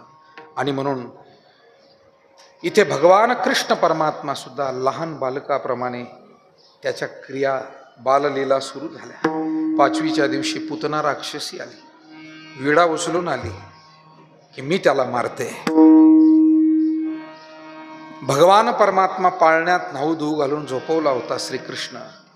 यशोदा माई तिचं आवरत होती आणि तेवढ्यात पुतना राक्षसी ही एका स्त्रीचं रूप घेऊन, राक्षसी असं ती दिसतच नव्हती, एक सामान्य कोणीतरी माता भगिनी आहे, स्त्री आहे, पाहुणी आहे कोणी आलेली, असं ते वाटत होतं. संकट ही नेहमी सोज्वळ रूप घेऊन येतात, परंतु सोज्वळ रूपात असलेलं संकट ज्याला अगोदरच कळतं, ती माणसं खऱ्या अर्थाने या जगामध्ये श्रेष्ठ कार्य करतात. छत्रपती शिवरायांच्या चरित्राचं हे वैशिष्ट्य आहे. आमचे प्राध्यापक रमेश शिंदे सर वेळोवेळी काही अशा दिव्य चरित्रातल्या काही गोष्टी लिहून पाठवतात महापुरुषांच्या. छत्रपती शिवाजी महाराजांच्या चरित्रातली ही दिव्य गोष्ट आहे की ते सावध असायचे, सजग असायचे. संकट हे परिणाम दाखवण्याच्या अगोदरच ते ओळखायचे. ज्याला आजच्या भाषेमध्ये आपण काळजी घेणं म्हणतो, प्रिकॉशन म्हणतो ना, प्रिकॉशन म्हणतात आजच्या शब्दामध्ये. काही घडून गेल्यावर मग त्याच्यावर ॲक्शन घेण्यापेक्षा प्रिकॉशन. आणि ते सुज्ञ माणसं म्हणून काही माणसं आरोग्याच्या बाबतीत सावध असतात. शुगर झाली आणि मग चालायला सुरू करू असं म्हणण्यापेक्षा ते आधीच चालतात, नाही का. खूप मनस्ताप झाला आणि मग आता आपण शनी महाराजाच्या दर्शनाला जाऊ, त्या आधीच जातात. शनी महाराज काय मारणार आहे का आपल्याला? काही दुःख नसताना जरी आपण गेलो, शनी महाराज म्हणणार आहे का तू कशाला आला, अजून मी तर 7:30 आलो नाही, तू माझ्याकडे कशाला आला? असं तर काही शनी महाराज कधी म्हटले नाही. आपण रोज जावं, दर शनिवारी जावं, नेहमी जावं. पण आपण आपलं होतंय असं, संकट आलं की मग हनुमानजी, संकट आलं की मग राम प्रभू, मग श्रीकृष्ण, मग पांडुरंग, मग शनी महाराज, मग दत्त भगवान. मला असं वाटतं परमार्थ हा अंतःकरणाच्या शांती समाधानासाठी तो सदैव करायचा. महाराजांनी रात्री फार छान चिंतन मांडले. ते म्हणाले काही गोष्टी वेळोवेळा करायच्या असतात. वेळोवेळा शब्द आणि वेळोवेळा पुन्हा पुन्हा जो करायचा आहे ना, त्यात तो काय आहे? परमार्थ. विठाला विठाला.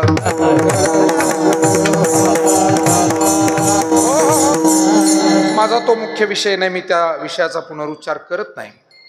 पण मुद्दा हा आहे की आम्हाला भगवान परमात्मा हा समजला नाही. त्याचं कारण तो सामान्य बालकाच्या रूपात होता. पण भगवान नाही समजला, निदान पुतना तर समजायला पाहिजे. मायबाप हो, माणसाला सुखाचा परिचय नाही झाला तर निदान दुःखाचा तरी झाला पाहिजे. ध्यानात घ्या, मी काय चिंतन मांडतो. यापैकी दोघातून एकाचा जरी झाला तरी लाभ चांगला होतो. पण जर सुखाचाही नाही झाला आणि दुःखाचाही नाही झाला, मग मात्र घोटाळा होतो. पुतना ही राक्षसी हे कोणाला गोकुळात कळलंच नाही. यशोदेलाही कळलं नाही. अगं तुला मूल झालं, तुझं बाळ पाहायला मी आले, मी लांबची बहीण आहे तुझी, बरेच दिवस झाले आपली भेट नाही, मला बाळ नाही दाखवणार? अगं म्हणाले आत्ताच त्याला झोपू घातलं. आता मोठं घरानं म्हटल्यावर कोणी ना कोणी पाहुणे असतात, शंका घ्यायचं काही कारण नाही. असेल कोणी जरूर पाहुणे आपली. आणि नाहीतरी एकदम समोर येऊन कोणी उभा राहिला आणि राम राम, ओळखलं का नाही आम्हाला पाहुणे, असं म्हटल्यावर काय म्हणणार तुम्ही? नाही ओळखलं म्हणणार आहे. ताकद आहे तुमची नाही ओळखलं म्हणायची. बरं, काही माणसं इतके हट्टी असतात ते शेवटपर्यंत नाव सांगत नाही, भलते हट्टी. मी म्हणतो येणाऱ्या पाहुण्यानी एवढं हट्टी असू नये, एवढी परीक्षा घेऊ नये माणसाची. समोरचं ते इतकं गोंधळून जातं त्याच्या. नेमकं आता भावाचे साडू आहेत का बायकोचे कोणी तिकडचे नातेवाईक आहेत, ते ध्यान करू करू करू करू बेजार होऊन जाते. चहा घ्या म्हणताय, ध्यान करताय. बायकोला म्हणतं स्वयंपाक कर, पुन्हा आठवण करते हे पाहुणे कुठले. आणि पाहुणं तर भलतं हट्टी. पाहुण्यांनी एवढा हट्टी असू नये. विठाला विठाला.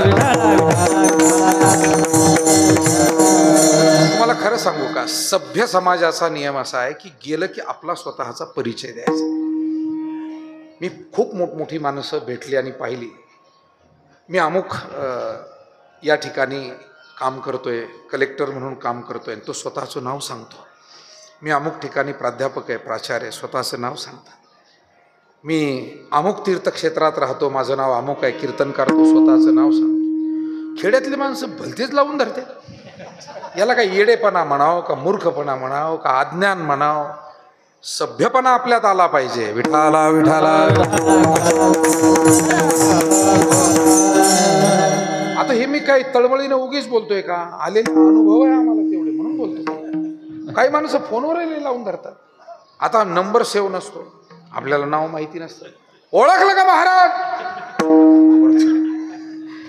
खणखणीत सुरुवात होते. हा रामकृष्ण हरी, रामकृष्ण हरी. बोला बोला, काय म्हणता, कोण बोलताय? असं असं असं करत असतात का महाराज? आता कोण बोलताय आम्हालाच विचारायचं का? आता असं म्हणल्यावर परत काय हिंमत आहे आपली त्याला कोण बोलताय विचारायची? बरं बरं, सांगा काय काम होतं, काय चाललंय तुमचं? आपणही आपलं मोगम सुरू करायचं.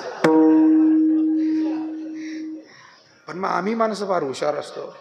तो एकाच गावचा पाटील असतो, आम्ही 12 गावचं पाणी दर दिवसाला पितो. आम्ही जर भिडल्यावर मग काय, मग विचारायचं नाही. विठाला विठाला. आम्ही ठीक आहे त्याला सौजन्यानं घेत होतो काय, मग आम्ही हळूहळू सुरू करतो. कसं काय चाललंय, काय कालचं वादळ झालंय का? नाही नाही, तो म्हणतो कालचं वादळ नाही, टाकळी भानपर्यंतच होतं, आमच्यापर्यंत कमी आलं. आपण समजायचं इकडचं आहे. पहिला क्ल्यू तर मिळाला. अहो असं करून करून आम्ही सगळं बाहेर काढतो त्याचं. विठाला विठाला.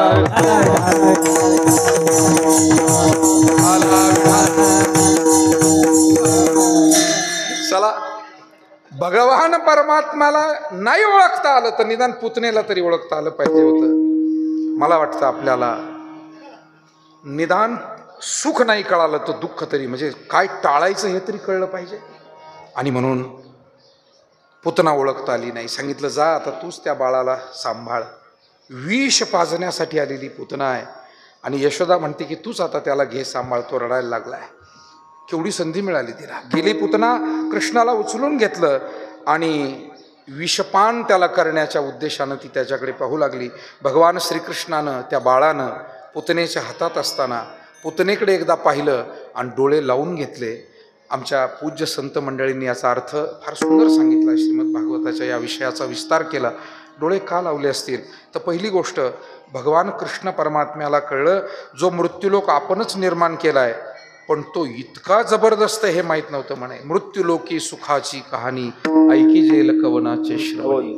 देव म्हणाला या मृत्यूलोकात दुःख असतात पण पाचवीलाच पुजलेले असतात याचा अनुभव मला पण आला म्हणे, म्हणून डोळे लावले.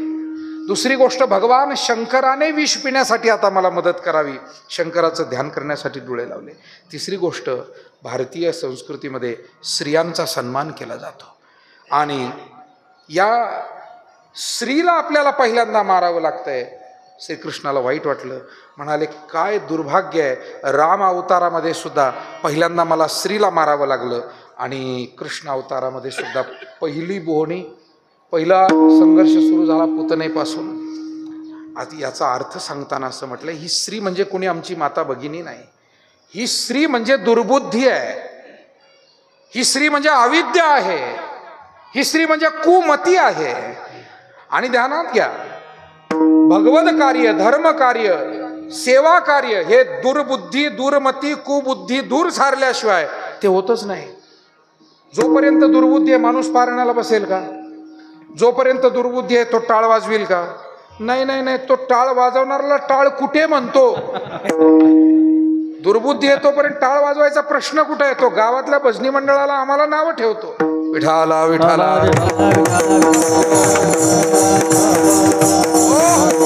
आणि म्हणून दुर्बुद्धी ते मना भगवान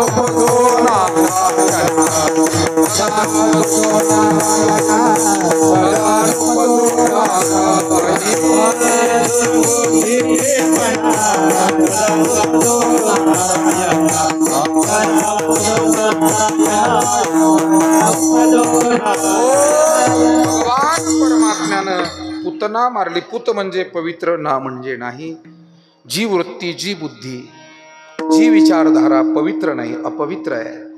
अपवित्र विचार संपवल्याशिवाय, पाप निर्माण करायला लावणाऱ्या वासना आणि विचार संपवल्याशिवाय आपली आध्यात्मिक सेवेकडे प्रगती होत नाही, पाऊल पडत नाही. आणि म्हणून पुतनेला मारलं. भगवान श्रीकृष्ण आता हळूहळू रांगू लागला. रांगत रंगणी चोरीत लोणी धावणी धरिती गवळणी. रांगतानाही त्याचं चरित्र सुरू झालं. तो रांगायचा, परंतु कधी कधी यशोदा माईकडे काही हट्ट धरून बसायचा. यशोदे घराकडे चाल मला जेवू घाल. एकदा तर असं झालं सकाळची वेळ आणि चुलीला पोचारा घेण्याचं काम चालू होतं. पूर्वीच्या काळी आपल्या प्रत्येक घरी चुली होत्या आणि त्या मातीच्या होत्या आणि त्याला पांढऱ्या मातीचा पोचारा तो नियमानं घेतला जायचा.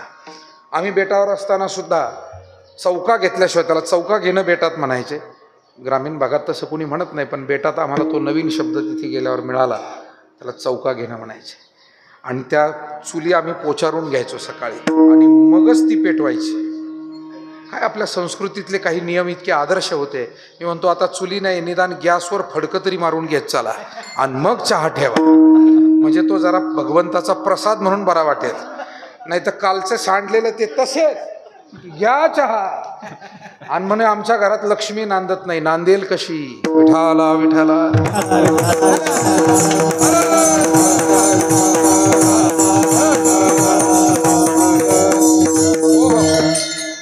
त्या पोचाऱ्याचा काय छान वास यायचा. लहानपणी आपली आई आजी ते पोचारा घ्यायची ना आपण झोपलेला असताना त्याचा सुगंध यायचा. तर यशोदामाई एक दिवस हा चुलीचा पोचारा घेत होती आणि श्रीकृष्ण रांगत रांगत अंगणातून एक फूल घेऊन आला तोडून. आई हे फूल सांग कशाचं आहे? आता कामामध्ये मग्न असलेली आई थोडी वैतागलेली होती. म्हणे बाळा तू एक तर काम करू लागत नाही आणि मी काम करते, मला मध्ये मध्ये अडथळा आणतो. हो म्हणे तिकडे जरा. रागावली यशोदामाई. कृष्णाला वाटलं मी या यशोदेचा पुत्र झालो, परंतु हिला माझा परिचय नाही. आणि ही म्हणती हो तिकडे. तपस्वी लोकांना मी तपश्चर्या करून भेटत नाही, ब्रह्मज्ञानाला ब्रह्मज्ञान प्राप्त झालं तरी मी कळत नाही.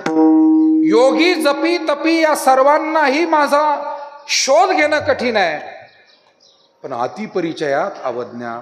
मग तो रुसून बसला. लहान बाळ श्रीकृष्ण कुठं गेला ना असा आडबाजूला रुसून बसला. यशोदामाईनं काम आटोपलं आणि कान्हा श्रीकृष्ण अरे कुठे आहे तू असं म्हणून ती आवाज देऊ लागली. माझा कृष्ण देखिला का, माझा कृष्ण देखिला का, कोणीतरी सांगा, कोणीतरी सांगा, माझा कृष्ण देखिला का, माझा कृष्ण देखिला का, कोणीतरी सांगा.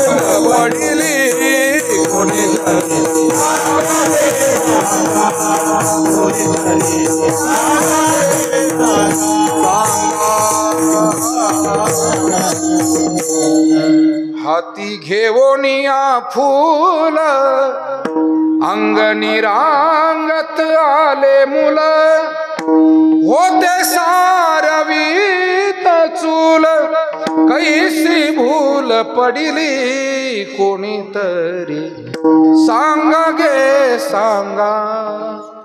त्या गोपिकांना आजूबाजूच्या स्त्रियांना विचारू लागली अहो माझा कृष्ण पाहिला का? नाथ महाराजांची गवळण आहे एका जनार्दनी माय, घरोघरा प्रति जाय, कृष्णा जाणावे ते काय. कोणी सांगा. गुरुवर्य नारायणगिरीजी महाराज या चरणाचा या गवळणीचा अभंगाचा अर्थ सांगताना म्हणायचे कोणाकोणाच्या घरी गेली यशोदामाई? म्हणाले ब्रह्मज्ञानाच्या घरी गेली, तपस्व्यांच्या घरी गेली, अनेक प्रकारच्या आध्यात्मिक कठोर साधना अनुष्ठान करणाऱ्यांच्या घरी गेली आणि विचारलं माझा कृष्ण देखिला काय? त्यांनी सांगितलं अजून नाही देखिला. म्हणून कृष्ण पाहणं अनुभवणं हे फारच कठीण आहे. त्याची भेट हे केवळ परमोत्कट आपल्या अंतःकरणातील भक्तिप्रेमानं शक्य आहे. बाकी संतांचंच म्हणणं आहे नाना साधनाच्या केलिया खटपटा, परित्या न पवती याचे दारवट्टा. विठाला विठाला.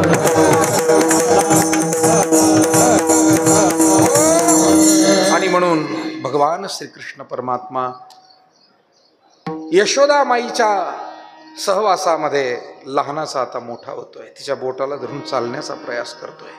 पेंद्या वाकड्या बोबड्या श्रीदामा नाना प्रकारचे मित्र परिवार मित्रमंडळ भगवंतानं एकत्र केलेलं आहे. आणि हे करत असताना शकटासुराचा उद्धार केला. तृणावर्त राक्षस हा तृणावर्त तर अत्यंत भयंकर असं रूप घेऊन आला, पण भगवंतानं आपल्या बालरूपातच आपलं वजन शक्ती एवढी वाढवली की त्याचा गळा घोटून त्याला मारला. वत्सासूर नावाचा एक राक्षस आला. जसं आता हे मी पुतनेचं उदाहरण सांगितलं, संकट ही गोंडस रूप घेऊन येतात. कधी कधी असं होतं आपला खिसा कापणारा तो अर्धा तास आधी आपल्याशीच गप्पा मारतो. जय हरी काय म्हणतो, सुरुवात कुठून करतो तो, आणि आपल्यापेक्षा ठसठसीत गण त्यानं लावलेला असतो. हे वारीमध्ये घडतं, सप्ताहामध्ये घडतं.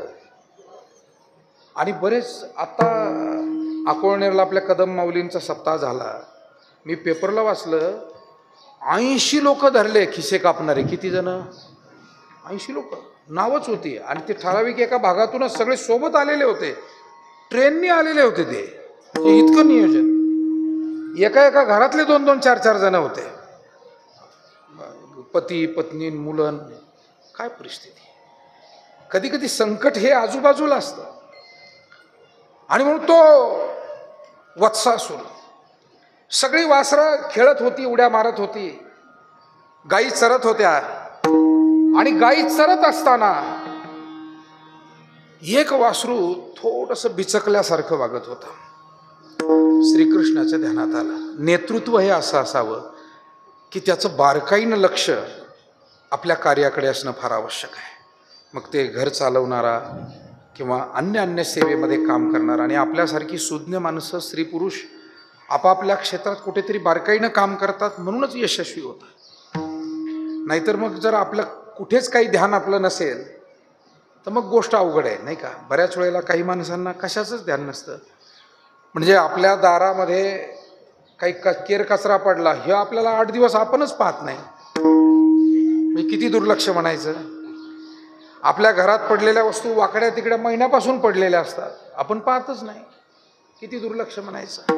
मला असं वाटतं दुर्लक्ष करणाराचा प्रपंचही चांगला होत नाही, परमार्थही होत नाही. विठाला विठाला.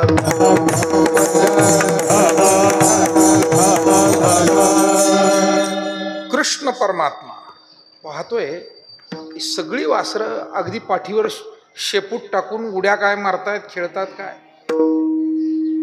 आणि हे वासूर असं बिचकल्यासारखं काय, इकडं पाहतंय, तिकडं पाहतंय, खाली पाहतंय, वर पाहतंय. बरं नीट चरतही नाही. ते चरायला आलेलंच कुठं आहे? चरायला आलेलं कुठं आहे? खिसा कापणारा जेवतो का चांगला? तुम्ही पहा बा. आता तुम्ही म्हणाला आम्हाला भेटलाच नाही तर पाहा कुठून बा. हे काय नवीनच काम दिलं तुम्ही. तुम्ही जेवढं दणकून जेवता किंवा वा वा वा काय छान स्वयंपाक झाला, नामदेवराव शिंदे सर काल्याचा प्रसाद चांगला झाला, असं कोण म्हणू शकतो? जो आवडीनं जेवला तो, जो चाखत माखत इकडं तिकडं. कारण त्याचं उद्दिष्ट वेगळं आहे. आणि जो वेगळं उद्दिष्ट घेऊन आलाय. कीर्तन कोण ऐकतो?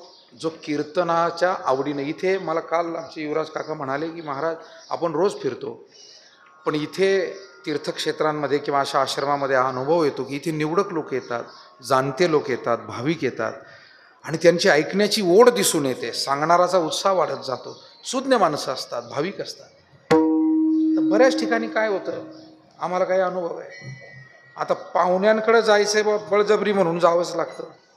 पाहुण्याचा कार्यक्रम आहे, बसावंच लागतं. आणि मग ते अशी माणसं आहे ना, ते सारखं घड्याळ पाहत राहतात. बरं गमतीचा भाग असा आहे रामनाथ महाराज, जी सुज्ञ माणसं लवकर येऊन बसतात ते घड्याळ पाहत नाही, पण जे 11:45 येतात ना ते 12 वेळा घड्याळ पाहतात बा. 15 मिनिटं दम धरत नाही त्याला. मला लेट कमर्स जे आहेत ना, उशिरा येणारे, यांच्याविषयी मला सहानुभूती आहे. किंवा काही काम असेल, उद्योग असेल, जबाबदाऱ्या असतील, पण ते जेव्हा असं वागतात ना तेव्हा ती माणसं नकोशी वाटतात. विठाला वठाला.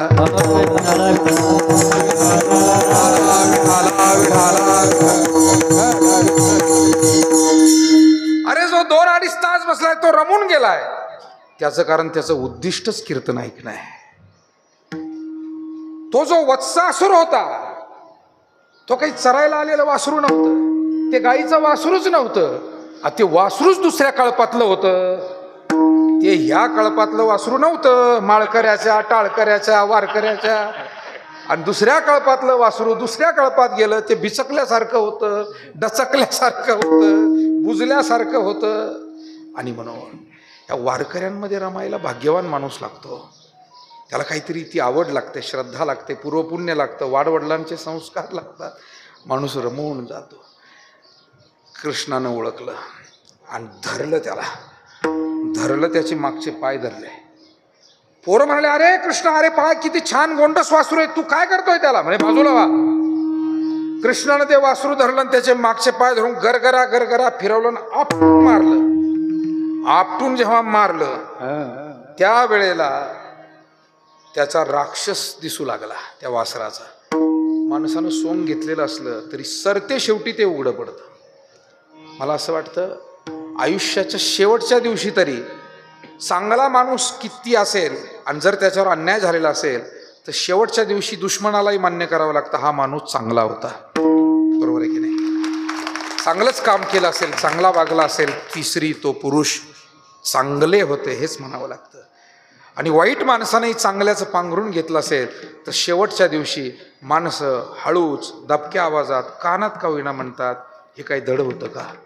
विठाला विठाला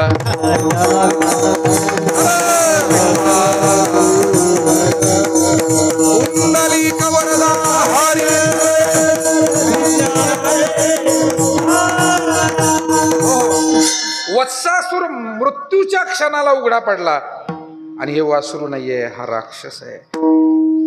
तुकोबाराय म्हणतात, हे चरित्र करणारा सामान्य कसा असू शकतो?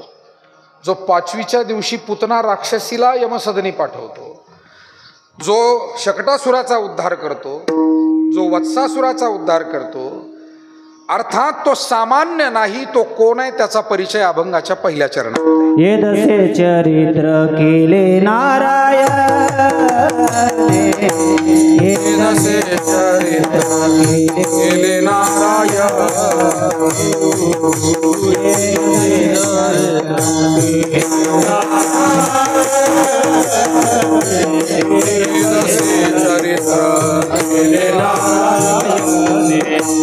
रांगता गोधने राखीता हे राखीता हे माझी वाणी वर्णी गुणना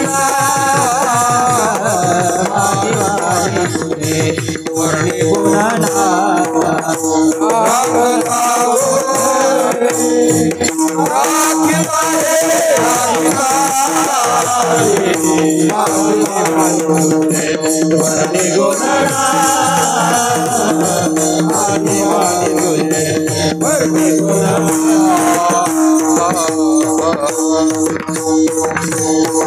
ये दसे चरित्र केले नारायणे, रांगता गोधणे राखिता. तुकाराम महाराज म्हणाले, भगवंतानं बालचरित्र जे केलं, कारण चरित्र ते उच्चारावे केले देवे गोकुळी हा काल्याचा नियम आहे, पण हे 2 पद्धतीमध्ये केलं. एक रांगताना गोकुळात असताना केलं चरित्र.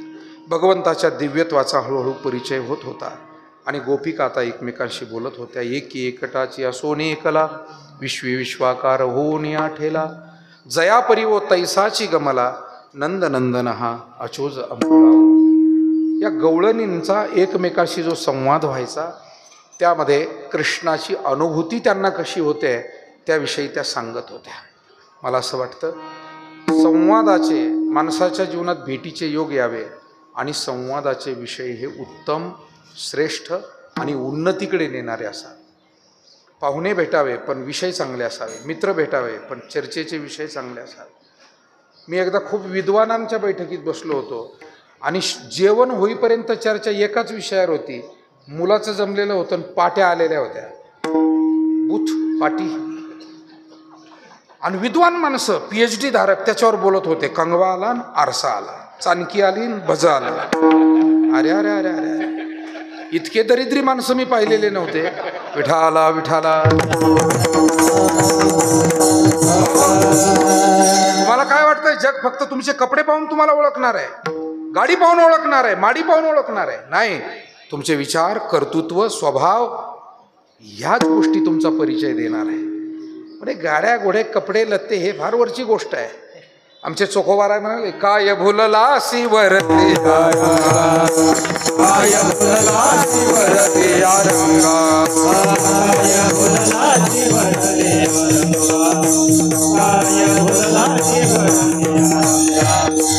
उसडुंगा परिरसनो हे डोंगा, उसडुंगा परिरसनो हे डोंगा, काय भुललासी वरते रंगा, काय भुललासी वरते रंगा. मुकामेळ्यांनी काय सुंदर प्रबोधन मार्गदर्शन केलं. काय भुलला सिवरली या रंगा ऊस डोंगा परी. म्हणून आमचं घर तात्पुरता परिचय आहे. आमचं दिसणं, कपडे लत्ते, आमची जात, पंथ, धर्म तात्पुरता परिचय आहे. या सगळ्या गोष्टी, आमचा स्वभाव, कर्तृत्व, विचार, संस्कार हा आमचा मूलभूत परिचय आहे.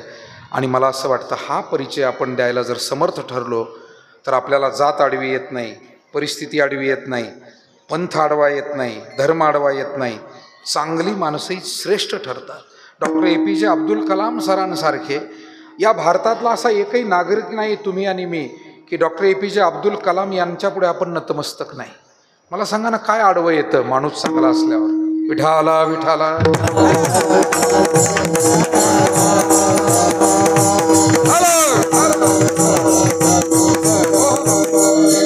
आणि म्हणून भगवान श्रीकृष्ण परमात्म्याचं हे सगळं दिव्य चरित्र एका बाजूला सुरू होतं, दुसऱ्या बाजूला आता गोपिका काही तक्रारी करू लागल्या होत्या. यशोदा माईकडे येऊन, येणे माझे कवाड उघडिले, येणे शिंके वो तोडिले, दह्या दुधा ते बक्षिले, उलंडिले ताकाते. ती एक गोपिका येऊन यशोदेला म्हणते, अगं हा आमच्या घरी आला, यानं कवाड कसं उघडलं माहित नाही, कड्या लावलेल्या होत्या, पण हा येतो कसा हेही कळत नाही, चोरी करतो कसा हेही आम्हाला समजत नाही. दह्या दुधा ते बक्षिले, उलंडिले ताक सांडून दिलं. आता दही दूध म्हणजे हे परमार्थ रूपी नवनीत आहे, आणि ताक म्हणजे प्रपंचरूपी फलकट विचार. जर जे क्षुद्र विचार आहेत ते टाकावेत, जे चांगलं आहे ते घ्यावं, असा त्याचा सगळा अर्थ आहे. पण ती गोपिका म्हणते, हे मी नसताना झालं ग. मी यमुनेवर पाणी आणायला गेले, माझ्या माघारी झालं. मी असते तर काय ताकद आहे घरात यायची त्याची? ऐसे जरी मी जाणते, यमुना पाणी आणवते, धरोणी खापासी वाली,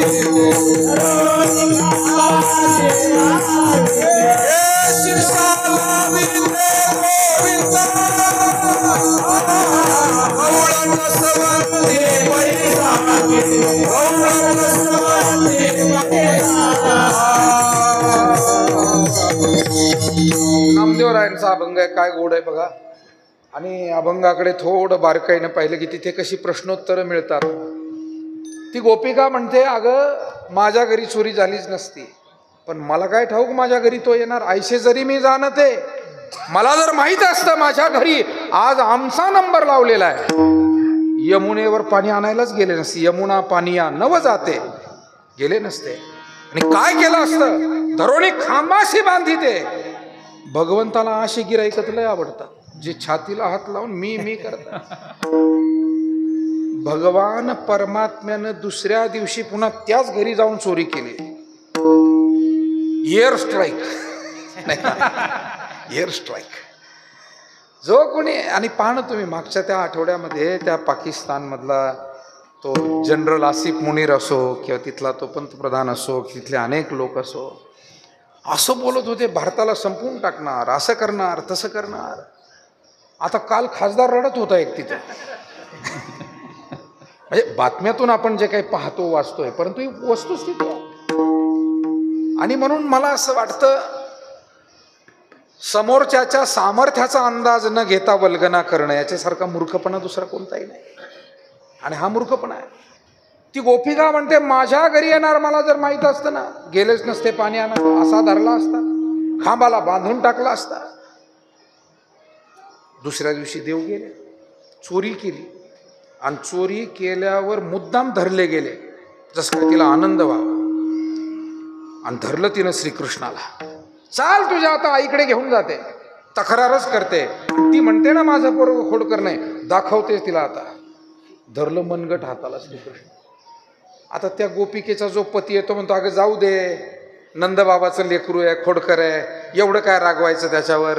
तो पती बिचारा मागं चाललेला, त्या गोपिकेचं पोरगं एवढं एक छोटं, तेही सोबत चाललेलं, सगळा परिवार चालला.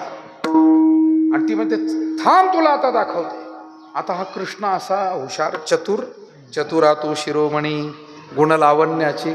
त्यानं काय केलं माहिती आहे, तिथं गेल्यावर ती तावाने यशोदेला सांगायला लागली, आवाज द्यायला लागली, यशोदे बाहेर आहे बघ, मुद्देमालासह मी याला धरून आणलेलं आहे. आणि मग त्या कृष्णानं काय केलं, ती बोलायच्या नादात तोपर्यंत हळूच हात सोडून घेतला आपला, आणि तिचं जे पोरग होतं ना त्याचा हात दिला तिच्या हात, तिचंच लेकरू, आणि ती त्याला घसकन ओढते, चाल आता तुझ्या आईला दाखवते. आणि तेवढ्यात यशोदा बाहेर आली. बाहेर येऊन पाहते, अगं काय झालं, का आरडाओरडा करते. तिला माहित होतं आपल्या पोरानं काहीतरी केलं असेल. यशोदा माईला माहिती आपलं पोरग खोडकर आहे.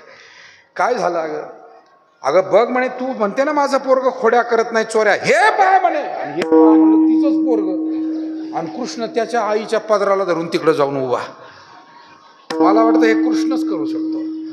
महाराजांनी फार छान म्हटलंय कृष्णाच्या बाबतीमध्ये, खेळतो येण्याची खेळावा आणि नटतो येण्याची नट. विठाला विठाला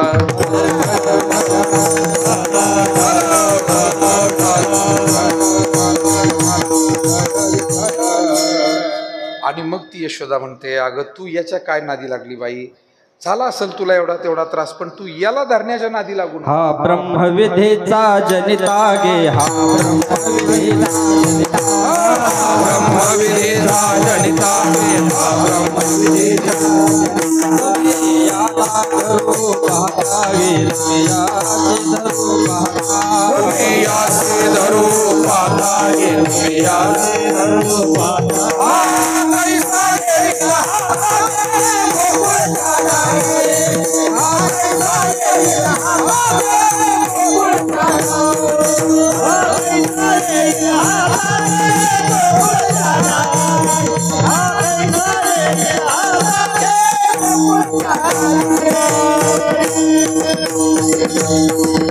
हा ब्रह्मविधीचा जनिता.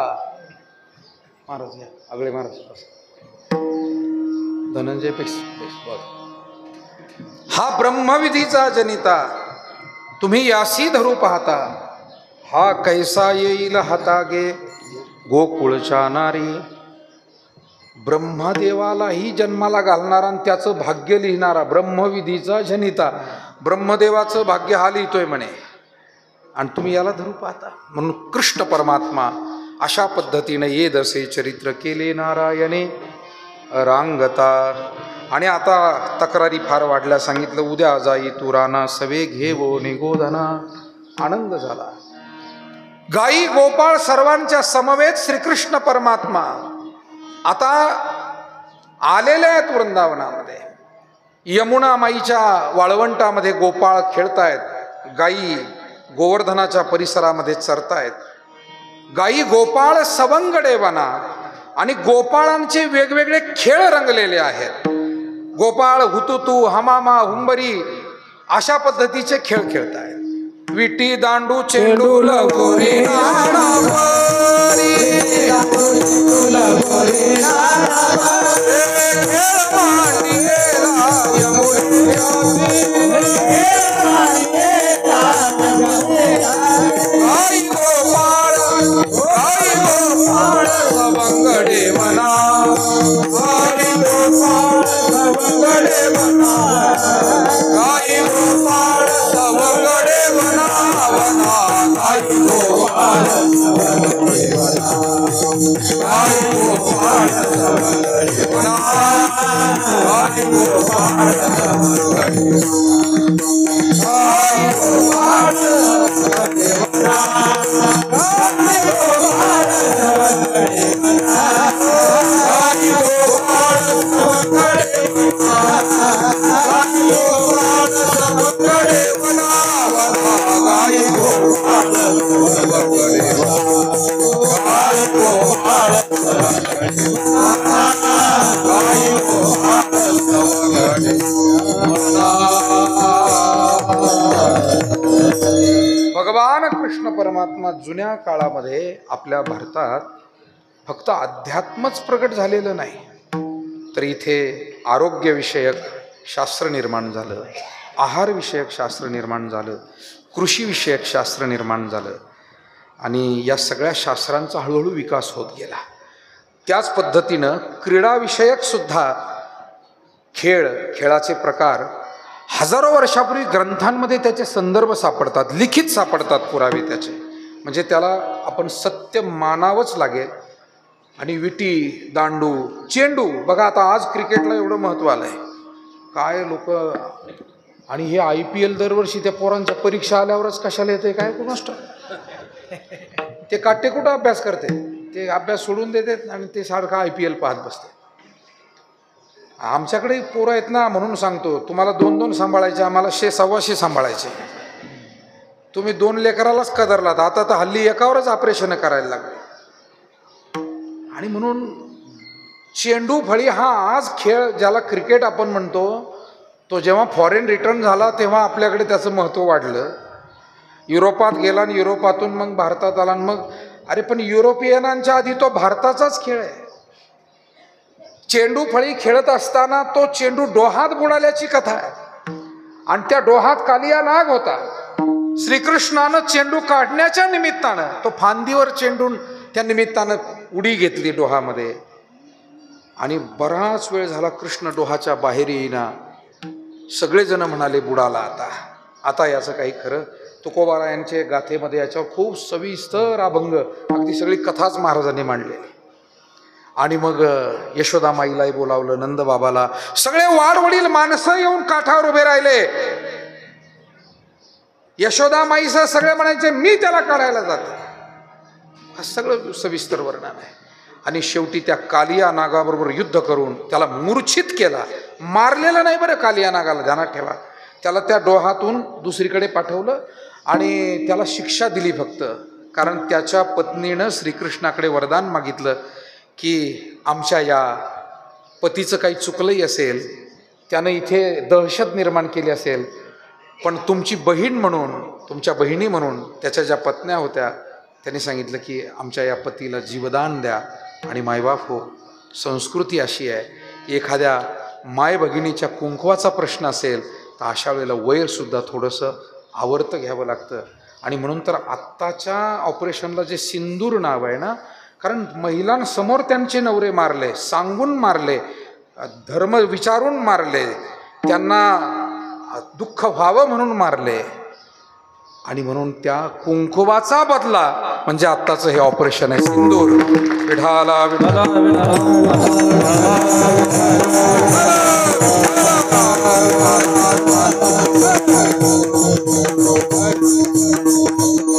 भगवंतानं सांगितलं हा कुंकुवाचा प्रश्न आहे, जाऊ देत, मी त्याला तंबी देतो, सोडून देतो एकदा. आणि म्हणून अनेकांना मारलं श्रीकृष्णानं, कंसाला मारलं, अनेकांना मारलं, पण कालिया नागाला मारलं नाही. कारण त्याच्या बायकांनी भाऊ म्हणून कृष्णाकडे तशी आर्जव केला, विनंती केली म्हणून. विठाला विठाला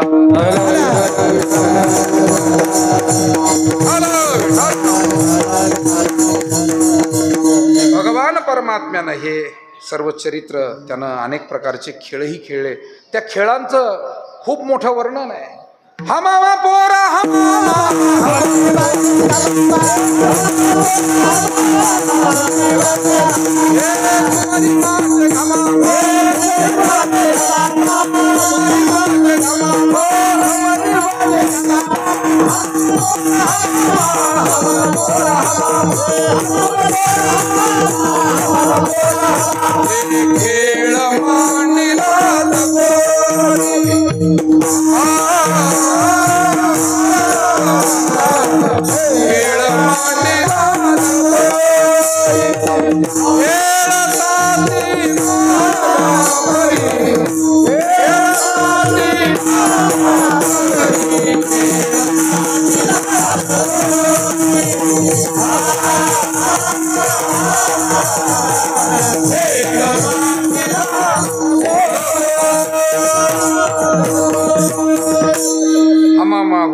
हुंबरी, लगोरी, नाना प्रकारचे जुने हे सगळे खेळ आहे. आणि खेळ आटोपते घेत भगवान परमात्म्यालाही अनेक कार्य करायचं आहे ना. त्याला फक्त आई यशोदेजवळ बसून चालेल का? फक्त दही दूध लोणी खाऊन चालेल का? फक्त खेळून चालेल का? या जगातली जेवढी यशस्वी माणसं आहे ती एखादी गोष्ट आवडते म्हणून त्याच्यातच गुंतत नाही. तुमची आवड जरूर असावी, पर्यटन ही आवड आहे, पण मग दररोज पर्यटनच करावं का? जेवण ही आवड आहे, पण मग दर आठवड्याला दवाखान्यात ॲडमिट करावं लागेल इतकं जेवावं का? म्हणजे शेवटी कोणत्याही गोष्टीला युक्त आहार विहार नेम इंद्रियासी साध. तसं कृष्णालाही आईची आवड आहे, गोपाळांची आहे, भाविकांची आहे, खेळाची आवड आहे. पण मायबाप हो, श्रीकृष्णाच्या चरित्रातला हा संदेश आहे आम्हाला की सतत पुढे चालत राहा. पुढची जी आव्हानं आहे, पुढचे जे प्रश्न आहे, हे काम पूर्ण करून पुढच्या कामाला स्वीकारा, त्याच्यातच रमत बसू नका. आणि म्हणून हाच विचार अभंगाच्या दुसऱ्या चरणामध्ये सांगितले. अशोक महाराज हे सोंग सारी हे सोंग सारी